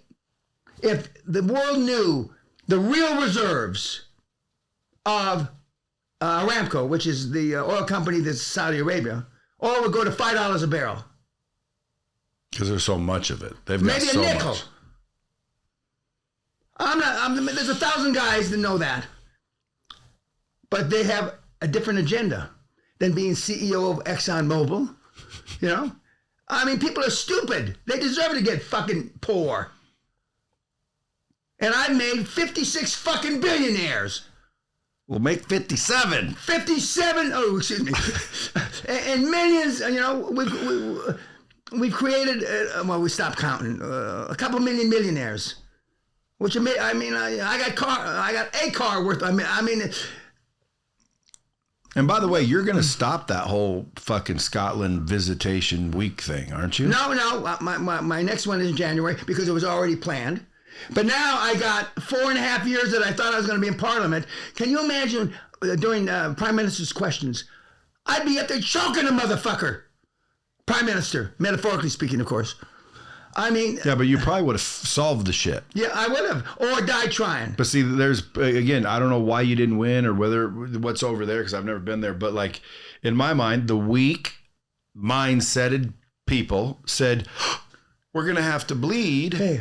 When correct. In reality, all you said is the only way to fucking fix it is we all bleed a little bit. And correct. Guess what? That blood would have been worth every drop. I was going to ride into Parliament on a white horse yelling freedom.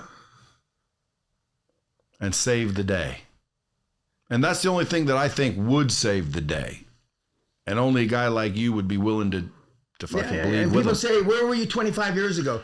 Well, I wasn't interested in politics. I was still making a lot of money. I still make a lot of money, but I mean, So what haven't you been able to do that you've always wanted to do? I'm going to space next year. But I'm going to take 4 or 5 mates, and I'm going to jump from 230 miles up.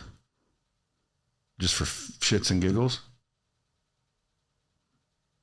And saying, "Fuck you, planet Earth," all the way down. Is it even possible? Yeah. The current record is 208 miles. And your reasoning is, fuck it, we're dying anyway. So if you die, you don't give a fuck. No, I don't give a fuck. I've lived a full life since 40 years ago. I've done shit that you have in your wildest fantasies. I've done shit. And fuck you. And on my last birthday, my wife gave me a 79th birthday ahead of my 80th. We rented you might have heard of Lynch, the guy that died, the billionaire off of Sicily in a typhoon or some shit, came and sucked him up. Okay. We were there about the same time on the other side of Sicily in a yacht just like that. We rented Elizabeth Taylor and Richard Burton's yacht, which is pretty neat. My wife did it. And I was there with 4 people that have known me all my life. My kid brother, my former next door neighbor, which I had dinner with last night, a guy that I've known since high school, and we were reminiscing about shit, and they were all talking about how they were all afraid of my dad because he carried 2 guns, and one of the guys who was a decorated Marine pilot in Vietnam said, "I used to stand near your mother because I was afraid, I was pretty sure that he wouldn't try to hit me if I was standing next to your mom." This is when we're 12, 13, 14, 15, 16 years old.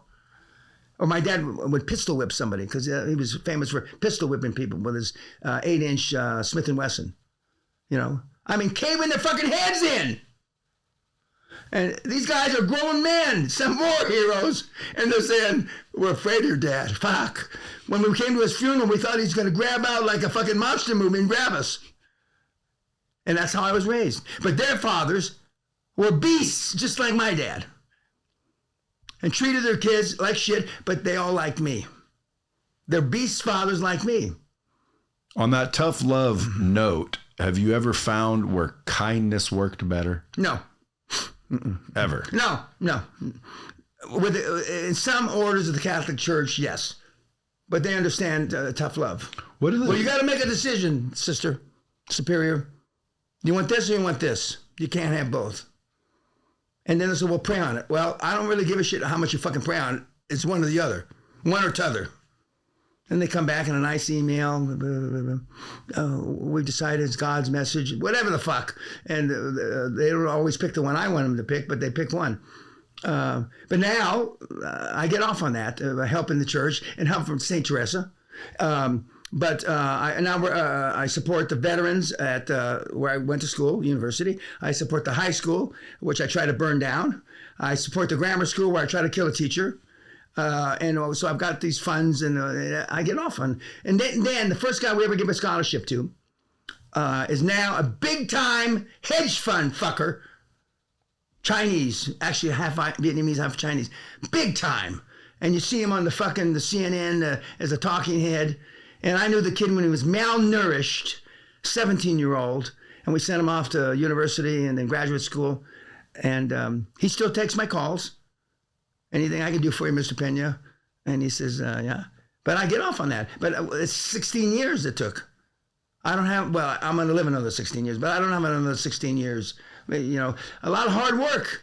That's why raising kids is a thankless fucking job. World-class psychiatrist, Carlo D'Antonio. Google fuck that. They told me, "Mr. Pena, have 3 children, and you've got pretty good chances that one will turn out worth a shit." That's the odds. 1 in 3. Based on what, though? Based on, well, you know, they hardly ever do what you want them to do. Kids don't do what you tell them to do. Kids do what they see you do. Now, unfortunately, my children all know I was a hellion. I did a lot of ugly shit. And so when our two boys went to jail in the same cell block, it broke my heart. But they and I turned out successful. But the part of the equation that when people do stupid things, they see their parents do crack or weed or whatever, is if they had been successful, they made sacrifices. And the current generation and a half, want the success. They don't mind doing bad things, but none of them, or almost none of them, are willing to make any sacrifices. And that's the problem. Yeah, it's a huge problem. Well, that's at the end of the day, when you get to the bottom of the fucking situation, in most cases, when everyone's whining and bitching that they can't do this and they can't do that, that's why. Because they're not willing to sacrifice what it takes to get When that. I tell people at Oxford, when I told people, they were talking about my first deal, and I said I took a Greyhound bus. It's a true story. I took a Greyhound bus to Washington, D.C. to see how the defense fuel system worked at that time. It wasn't computerized, and how I could make bids. And then I took a bus. Unfortunately, I should have taken a bus back to stayed on the East Coast, but I didn't. I took a bus coming back, and they said, "You took a bus? A Greyhound bus? Well, how old were you?" And I go, 31, 32. And you still can get bus passes based on being a veteran from the Vietnam thing. Okay. I stayed at Hilton's and Sheraton's. You could stay for $18 if you were a veteran. Okay. And I was still in the Army Reserves. And I think Sheraton and Hilton still have a program like that. It's not $18 anymore. God knows what it is. And I used to take the train from Chicago to Los Angeles for a meeting. The train took longer. I didn't like sleeping in a bus. It was uncomfortable for me. I done all this shit. If you could pick like one era where like you think in your mind, everyone always says, "Oh, those are the good old days." Like, and in my mind, a lot of them were, but in yours, because you had a much longer fucking crazy ass life. Where would you put yourself if you had to stay permanently in one era? The 80s. The 80s. Why the 80s? I made hundreds of millions. I created billions. I'm the first person to take an option public in the history of, just like calling the negative oil, option public. And I turned nothing into 400 million in 1 microsecond. 1 microsecond. It's still possible today. How? Well, I'm not going to give you meatheads that can't even spell meat or head. They think they're going to get head by getting a blowjob. I mean today, look at the kid that took down the Silicon Valley Bank. That moron with a Friedman? Yeah. Okay. He's not the sweat of my balls. I'm 1,000 times smarter than he is. But he sold the Dream Team. Only one person on his board, Dream Team, knew he could spell bank. The girl that ripped off the government for billions, she's in jail now. She came up for an antidote for some bullshit, and it didn't work, and everybody knew it didn't work. Okay? I'm not suggesting they commit fraud, but these guys don't dream big enough. That's why they're going to be still someday in Armageddon. They're going to be living in mobile home parks if they're not taken over from crackheads. You have no idea. I've been around a long time. More importantly, I've been around a long time all over the planet. And I know what can happen. Getting back to the question about Camilla. Now, would we have turned into Venezuela? I don't know. Who? Camilla or whatever the fuck her name was. Or is. Okay. He's talking about Kamala or Kamala. Whatever. Harris. We're going to go back 50, 100 years from now. And Elon Musk said it. This is a turning point in life for this fucking planet. It is definitely a fucking pivotal More moment. importantly, selfishly, for my own greed and avarice, and the greed and avarice of my flock, as they're called, we're going to make trillions. Not billions. Trillions. And the 2.3 trillion I've created, if I can't create 10 trillion, I should blow my fucking brains out, metaphorically speaking, of course. The money's there. It's like bird nests on the ground. but your audience and all are too fucking stupid and or too fucking lazy. And if you think you're going to learn cock on a podcast, you know, go take some arsenic or some shit. I would agree that you're not going to learn cock, but you can be exposed to some cock on a podcast, which would then cause you to be more interested in the subject, barring cock. No, not interested. I mean, you have to have compassion. Look at people ask me. I get tired of these fucking emails. How do I have so much energy? Because I'm not a cunt, for starters. I mean, there's 4 or 5 panels that I've been invited to the last 2 or 3 years. And whenever we get down within 6, 8, 10 weeks of the panel, and the other panelists start doing the research at who's on the panel, and or the universities, the panel's canceled. Why? Because, one, I know more than the entire fucking other members of the panel together, one. And two, I'm not afraid of saying it.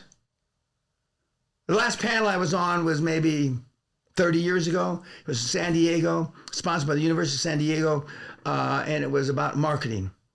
And because I created from nothing a bunch of money, and they said that, well, that's a definite. I got an award from the National Marketing Association as Marketer of the Year. I couldn't believe it. I thought it was a joke. I mean, marketing is nothing. I'm more people that can't teach and people that can't do anything market.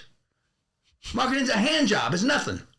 And it's the most overlooked. And as soon as the revenue stop or we go into a recession, people cut back the marketing budget wrongfully. Okay.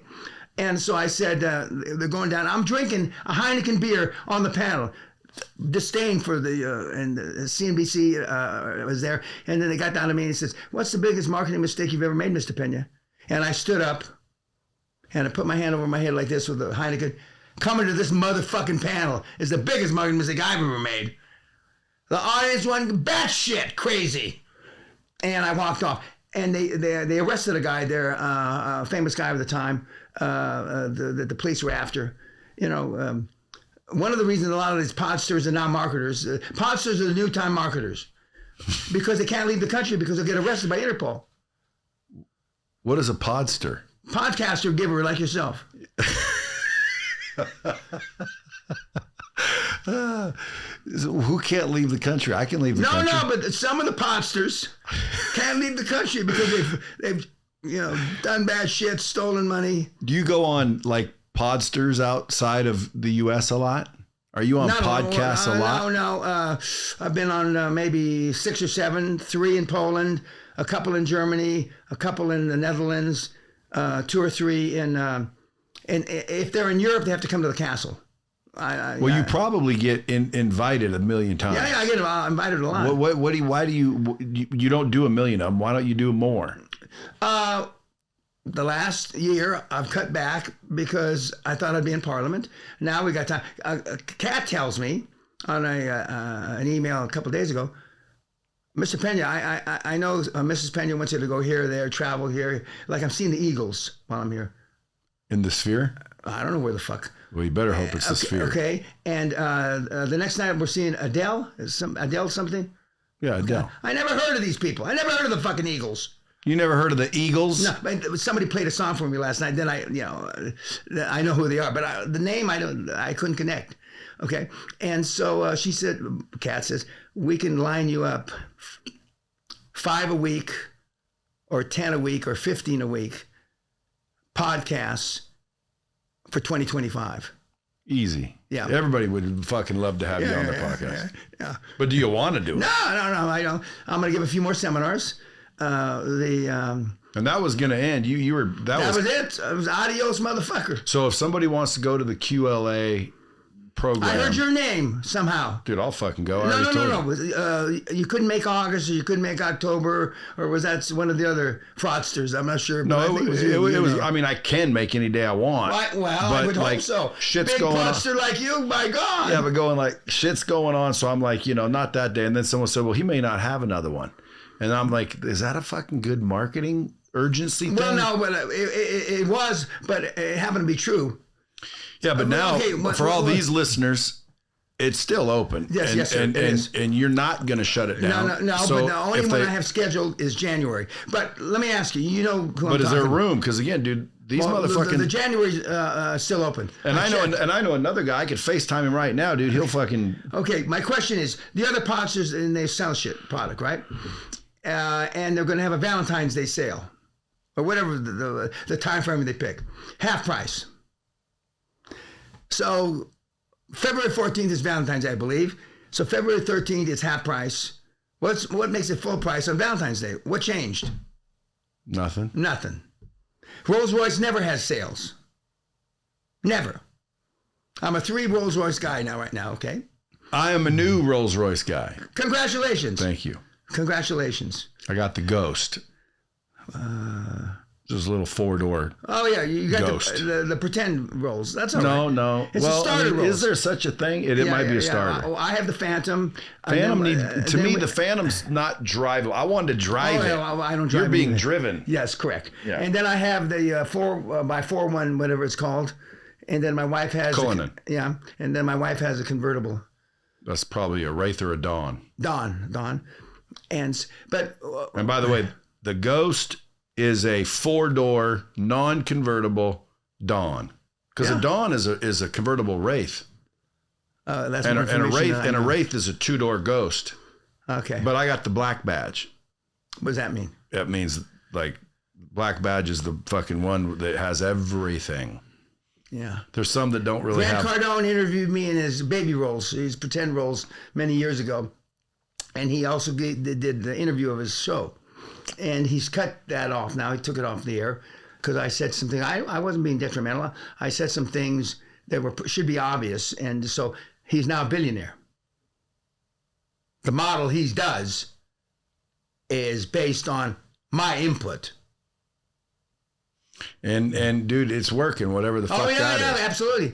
I don't think Grant says anything bad about me. I don't say anything bad about it. His marketing is pretty. There's 4 or 5 guys that marketing shit's okay. It's not great. I mean, there's anybody selling marketing shit. If it was so great, they'd be doing 100% themselves. Yeah, and I haven't seen any of that in a long That's time. like sports bettors that want you to pay them for picks. Correct. They wouldn't be telling you shit. Hey, thank you. Okay. If their sports picks were the best. Yeah, but. So now I'm going to have more seminars next year. I don't know when they're going to be. But I enjoy the seminars. But what I really enjoy, my world's record is from the time you leave, and I'm beating you, and you leave the state with your tail between your legs, till you doing a deal 26 days. That's the world's record. The longest is 13 years. Took 13 years for them to get their head out. Yeah. Correct. Okay. The world's record for the second deal after the first deal is 7 days. It's not the same guy that did it in 26. It's another guy. But 7 days, excuse me. The average used to be 2,000 cold calls away from a millionaire. If you follow the model, you're a short millionaire after the first deal. To your equities, roughly you're going to retain 2/3, and you're giving away a third. Now it's 1,400 cold calls away. New data, Zoom calls, yada, yada, yada, yada. So you're 1,400 cold calls away. But now the deals have to be roughly twice as good because interest rates are roughly doubled for deals to the extent that we use commercial finance. But 75% of the deals done by the kids, the flock, the meatheads, no commercial banks. I'm going to show you how to do that. No Is it with SBA? No, SBA is a commercial bank. No Bank of America, no Bank of Montreal, And by the way, just for the record, for the meatheads listening, you don't need to be rich to do it. No. But my question is, because everybody knows, not everybody, but everybody that's listening should understand, this is like he's already done this a million times. Look up QLA, Dan Pena. You'll see that he's got a freaking castle in Scotland. You go there and basically learn how to fucking do all kinds of shit that if you can just go do, you're fucking But rich. all my material is free online. Okay? 98% of everything. But what's not free online are the webinars with my big hitters every day, with the people out in fighting in the trenches. Testimonies. Yeah, no, yeah, but they're there doing it like I've got a billionaire guy in Africa, an Ellie, and they all say, we don't know why everybody doesn't do it, but once you get over it, they say it nicer than this.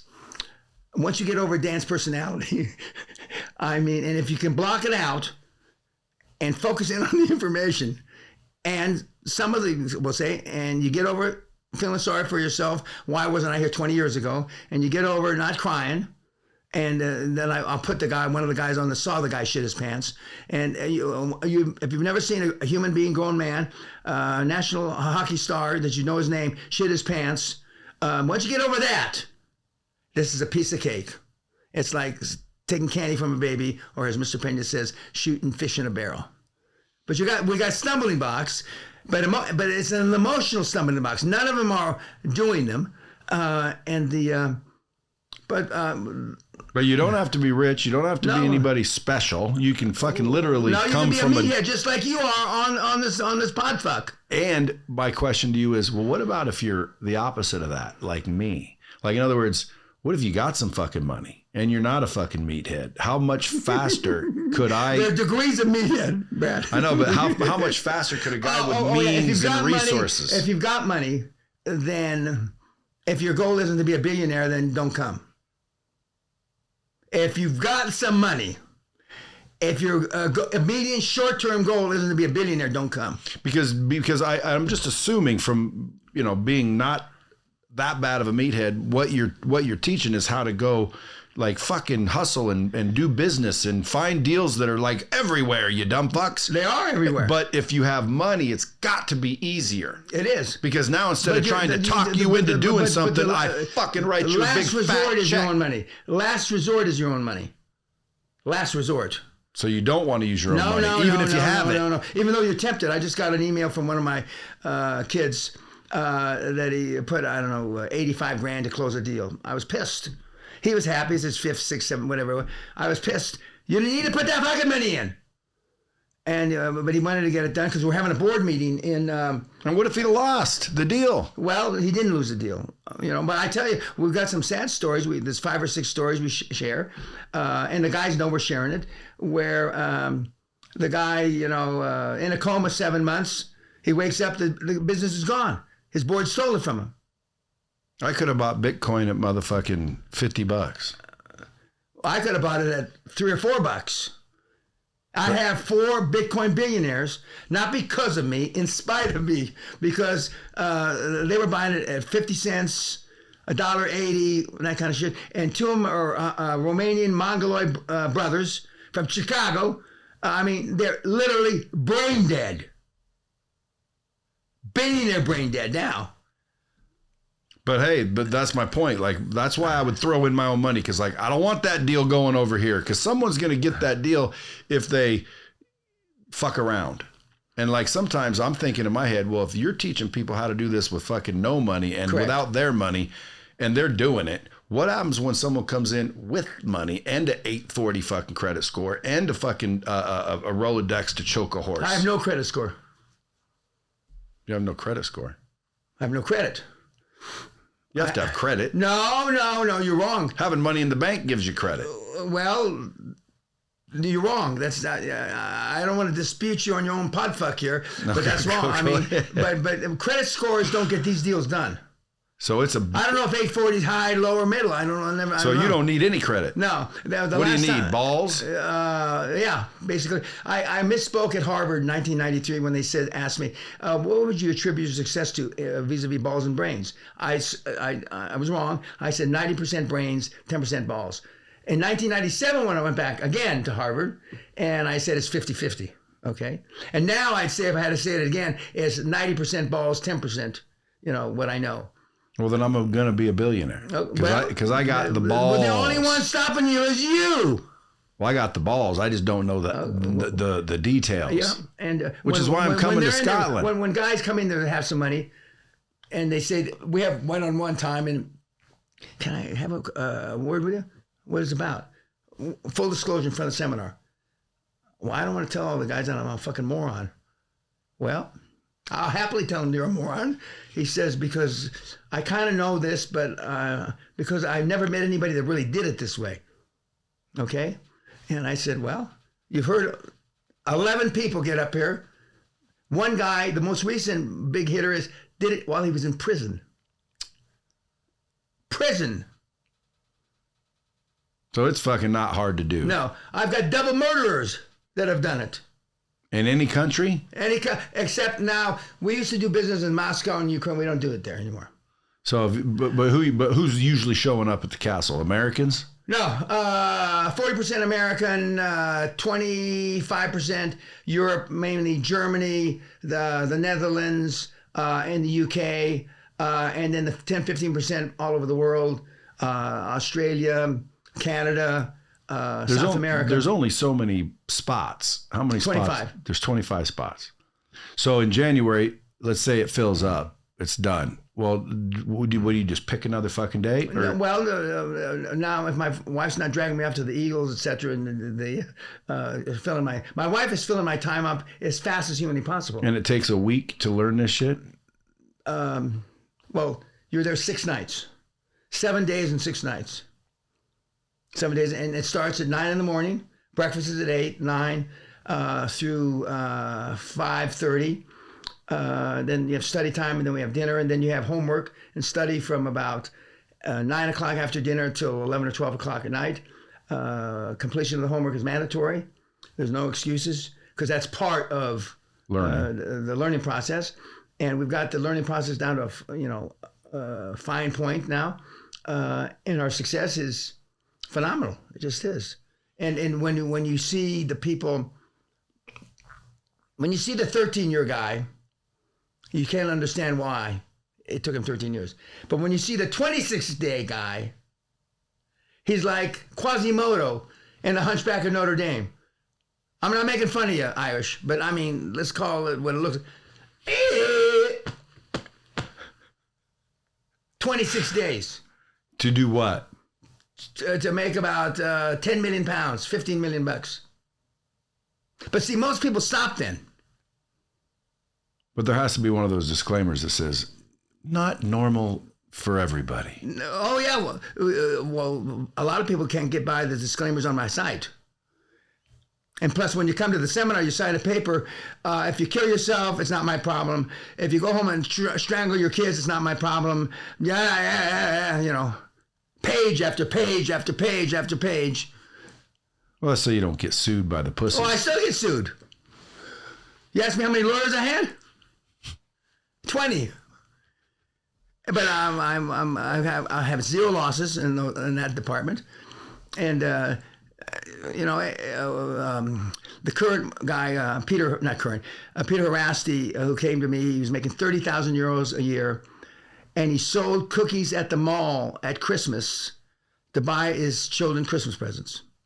Now, let's keep this in context. Okay? He is now the largest healthcare provider, private, non-government owned, in Eastern Europe. He's made 3 exits, selling part, 3 times, and from his 25,000 square foot new house that he's flipped into 2 new houses, and his wife, who was considered barren, cannot have children. You're going to start having lead in your fucking pencil again, kid. 4 more kids.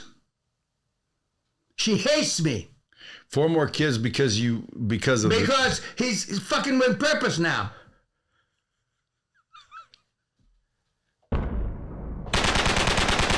Hey, sweetheart, if you want your old man to fuck with purpose again and start not shooting blanks, send him. I mean, we've got a bunch of stories like that. Now, in the old days, in the 90s, a husband and wife would come and a girl would get pregnant, hadn't been pregnant 25 years. They all said it was me.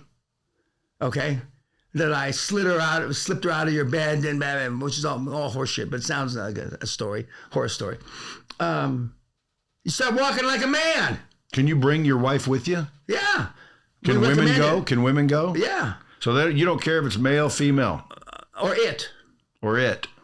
Just come learn. Keep your mouth shut. If you're an it, you got to keep your hands to yourself. Do you teach everything they need to know? So I show up on a fucking one day, 6 days later, I'm leaving, and No, you're leaving with 32 gigs. Is that a lot of gigs? Yeah. Okay. You get a thumb drive. But I'm leaving with all the fucking shit I need to be at least a multi-millionaire. Fuck a billionaire. In your case, maybe multi-millionaire. Well, unless you're just all full of shit and only partially full of shit, a billionaire.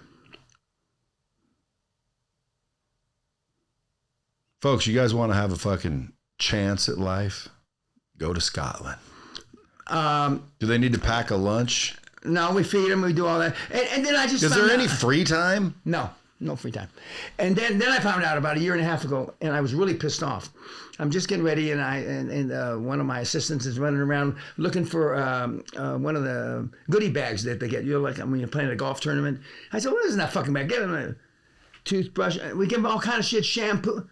You mean that? And then I didn't find out till last year, we do their laundry. What the fuck? But you got to come with a suit. You got to wear a suit. There's no alternatives with suit. And please go to Walmart and get 2 suits. Where's all the rules? Well, you get a stack. No, I'm exaggerating now. I'm a Trump exaggeration. You get the rules, and it's all electronic. But before I buy, because again, if I bought and then you said I had to wear a suit, I'd be like, God damn it. Well, then they'll come. But where's the rules? Stay a peon all your life. I mean, I don't give a shit. But where's the rules so someone can see the rules? The rules of engagement. Yeah, you get them before. Now, I don't know that for a fact. But I mean, I know there are rules. Do you have a website? Yeah. So danpena.co.uk, and you scroll down. No, I don't know. You scroll up, down, sideways. Anyway, you go to seminars. And then it shows. You can book it or reach someone. No. You have to book it in person on the phone. You're going to talk to somebody. We have no call center, no customer service, none of that shit. And it says it's not for everybody. And it says it's probably not for you. It's not for you. We tell people up front. And now I used to have people pissing and shitting as testimonials, but we don't do that anymore. I'm a grandfather now, so... but we can prove people shit their pants. Categorically. Not anymore, though. No, the last one was a year and a half ago. A world name, renowned hockey player. Shit his pants? What for? Because I got it on him. See, Yeah, but how do you shit your pants? That's losing control of your bowels. It can't be a mental thing. You can't scream at someone and cause them to squirt shit out of their butt. We'll see.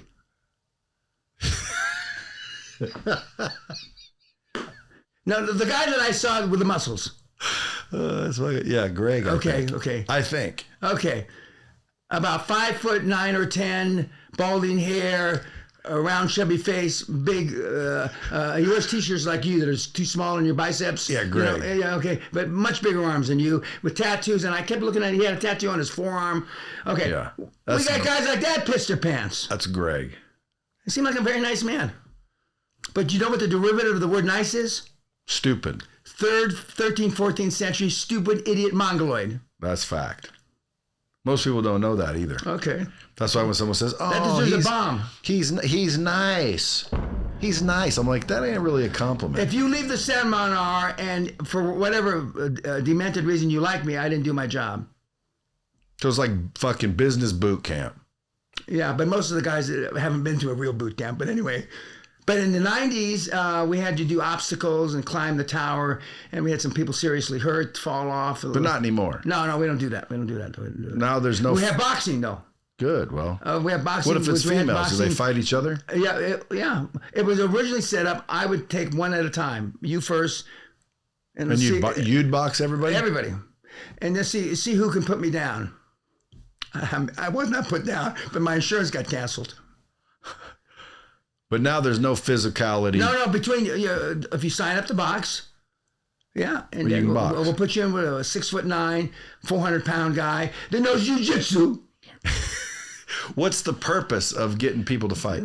Because whatever you experience in the ring outside when you implement this program, it'll be de minimis. It's not comparable for the things that you're afraid of. Because remember, most of these guys never been in a fight.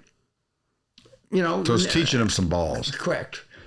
Some balls. And one of the grandsons of the royal family of Saudi, who came through 6 or 7 years ago, PhD from MIT, he had never been disciplined by his nannies. And we've got a famous picture hanging on the wall of him taking his first punch, and he missed the guy's head by a foot. Okay, he punched where the guy wasn't, and so and he said, "I never felt more alive." But he's going to inherit $42 billion when his granddad dies. But six of the royal families in the Middle East use my material. Well, I've talked to a few people that went over there, and they said your shit works. I didn't know if they didn't talk about it much. Is there some hush yes, there order? is. They just said his shit works. So again, I've always been interested. I think her name's Kat. Kat, that's her. Yeah, I told Kat, hey, when is this? They said January. And it's like I got people planning surprise birthdays and this and I said, I'll what are you going to be? What? I thought you're 55 now. Yeah. But that was like you're a couple years ago. Younger, I mean, yeah. It's obvious you pretend to take care of yourself, but I try to. But still, the alternative is bullshit. The alternative is, being, all feeble and fucked up and don't want to be feeble. I'd rather be dead than feeble. My wife and I have been rich. One of the speeches we make the first night, and my wife is sitting in a chair over here. My wife and I have been rich and we've been poor. Arguably, just recently, I've given in to her, happy wife, happy life, that she was poorer than I growing up. But there's no fucking way we're going to be poor again. And I can easily put a bullet in her head or a cyanide pill in her head and a bullet for good measure and do the same to me. But there's no fucking way because there's no comparison. And we had a Indian doctor 6, 8, 10 months ago after the first night, actually the second night. She says, is this the way you're going to treat us all week? I hadn't even done anything outrageous yet. I said, yes, ma'am. He says, well, I'm going to leave. I says, don't let the door hit you in your flabby ass on the way out. She got up and left. No refunds. Does any of those result in a lawsuit? Occasionally. Good luck suing someone in Scotland. Well, good luck. I mean, after she signed her nipples away to me.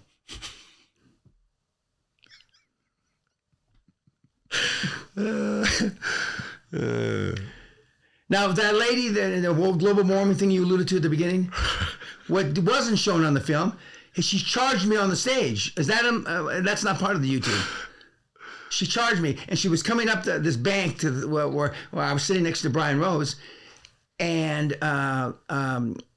she was below me, and just as I was going to take a sweep kick and kick her head off, she fell and rolled back down to the thing.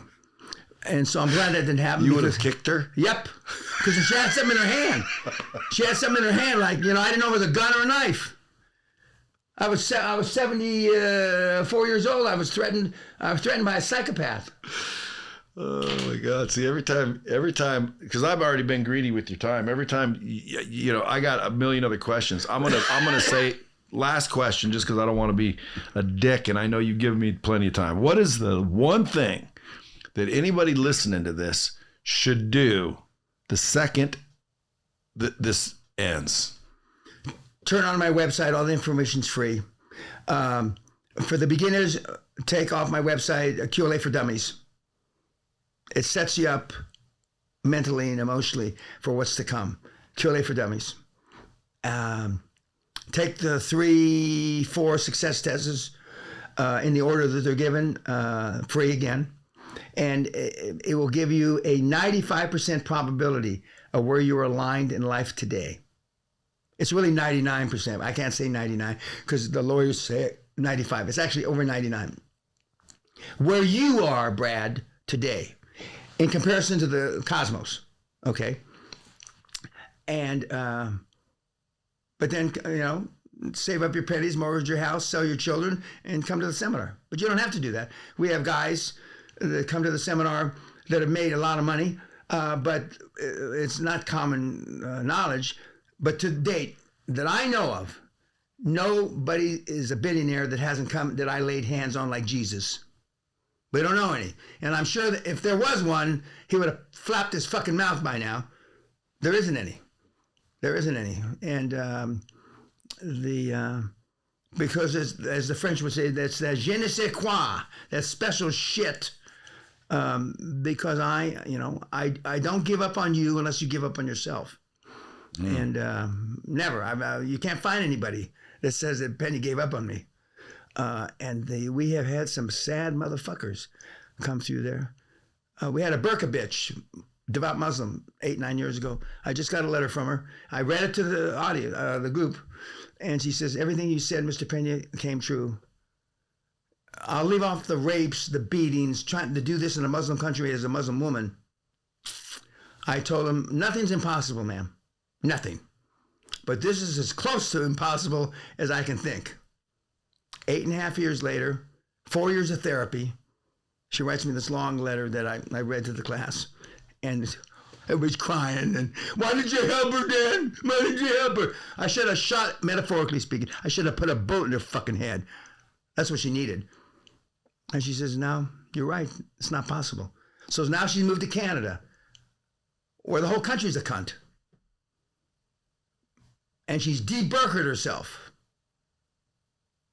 Not wearing the shit. Yeah, and now she's winning. And I always knew she was a good-looking bitch. I mean, I always knew.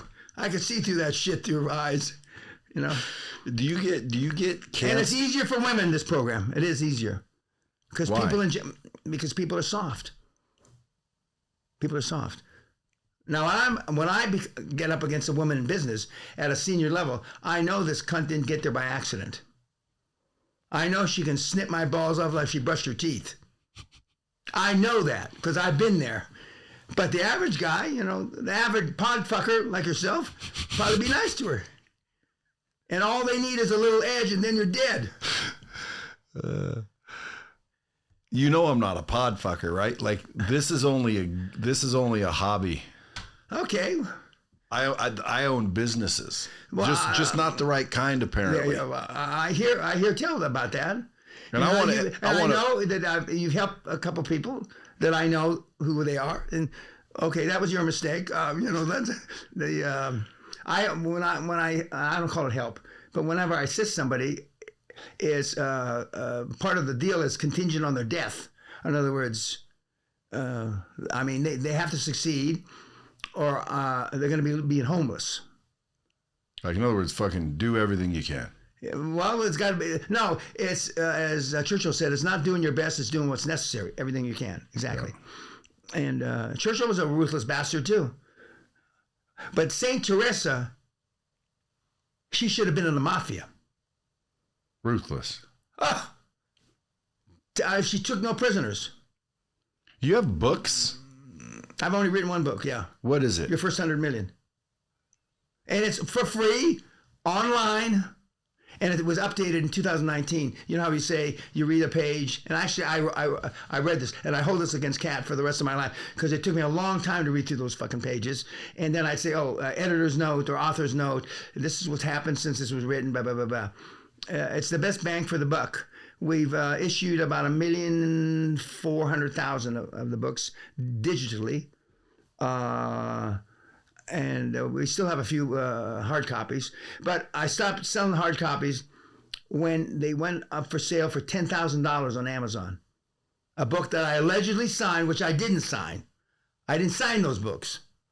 And it had a fake signature, and it sold for $9,700. And there's still copies running around that are selling for $5,000, $6,000, $7,000, $8,000. Just because they're like rare? Correct.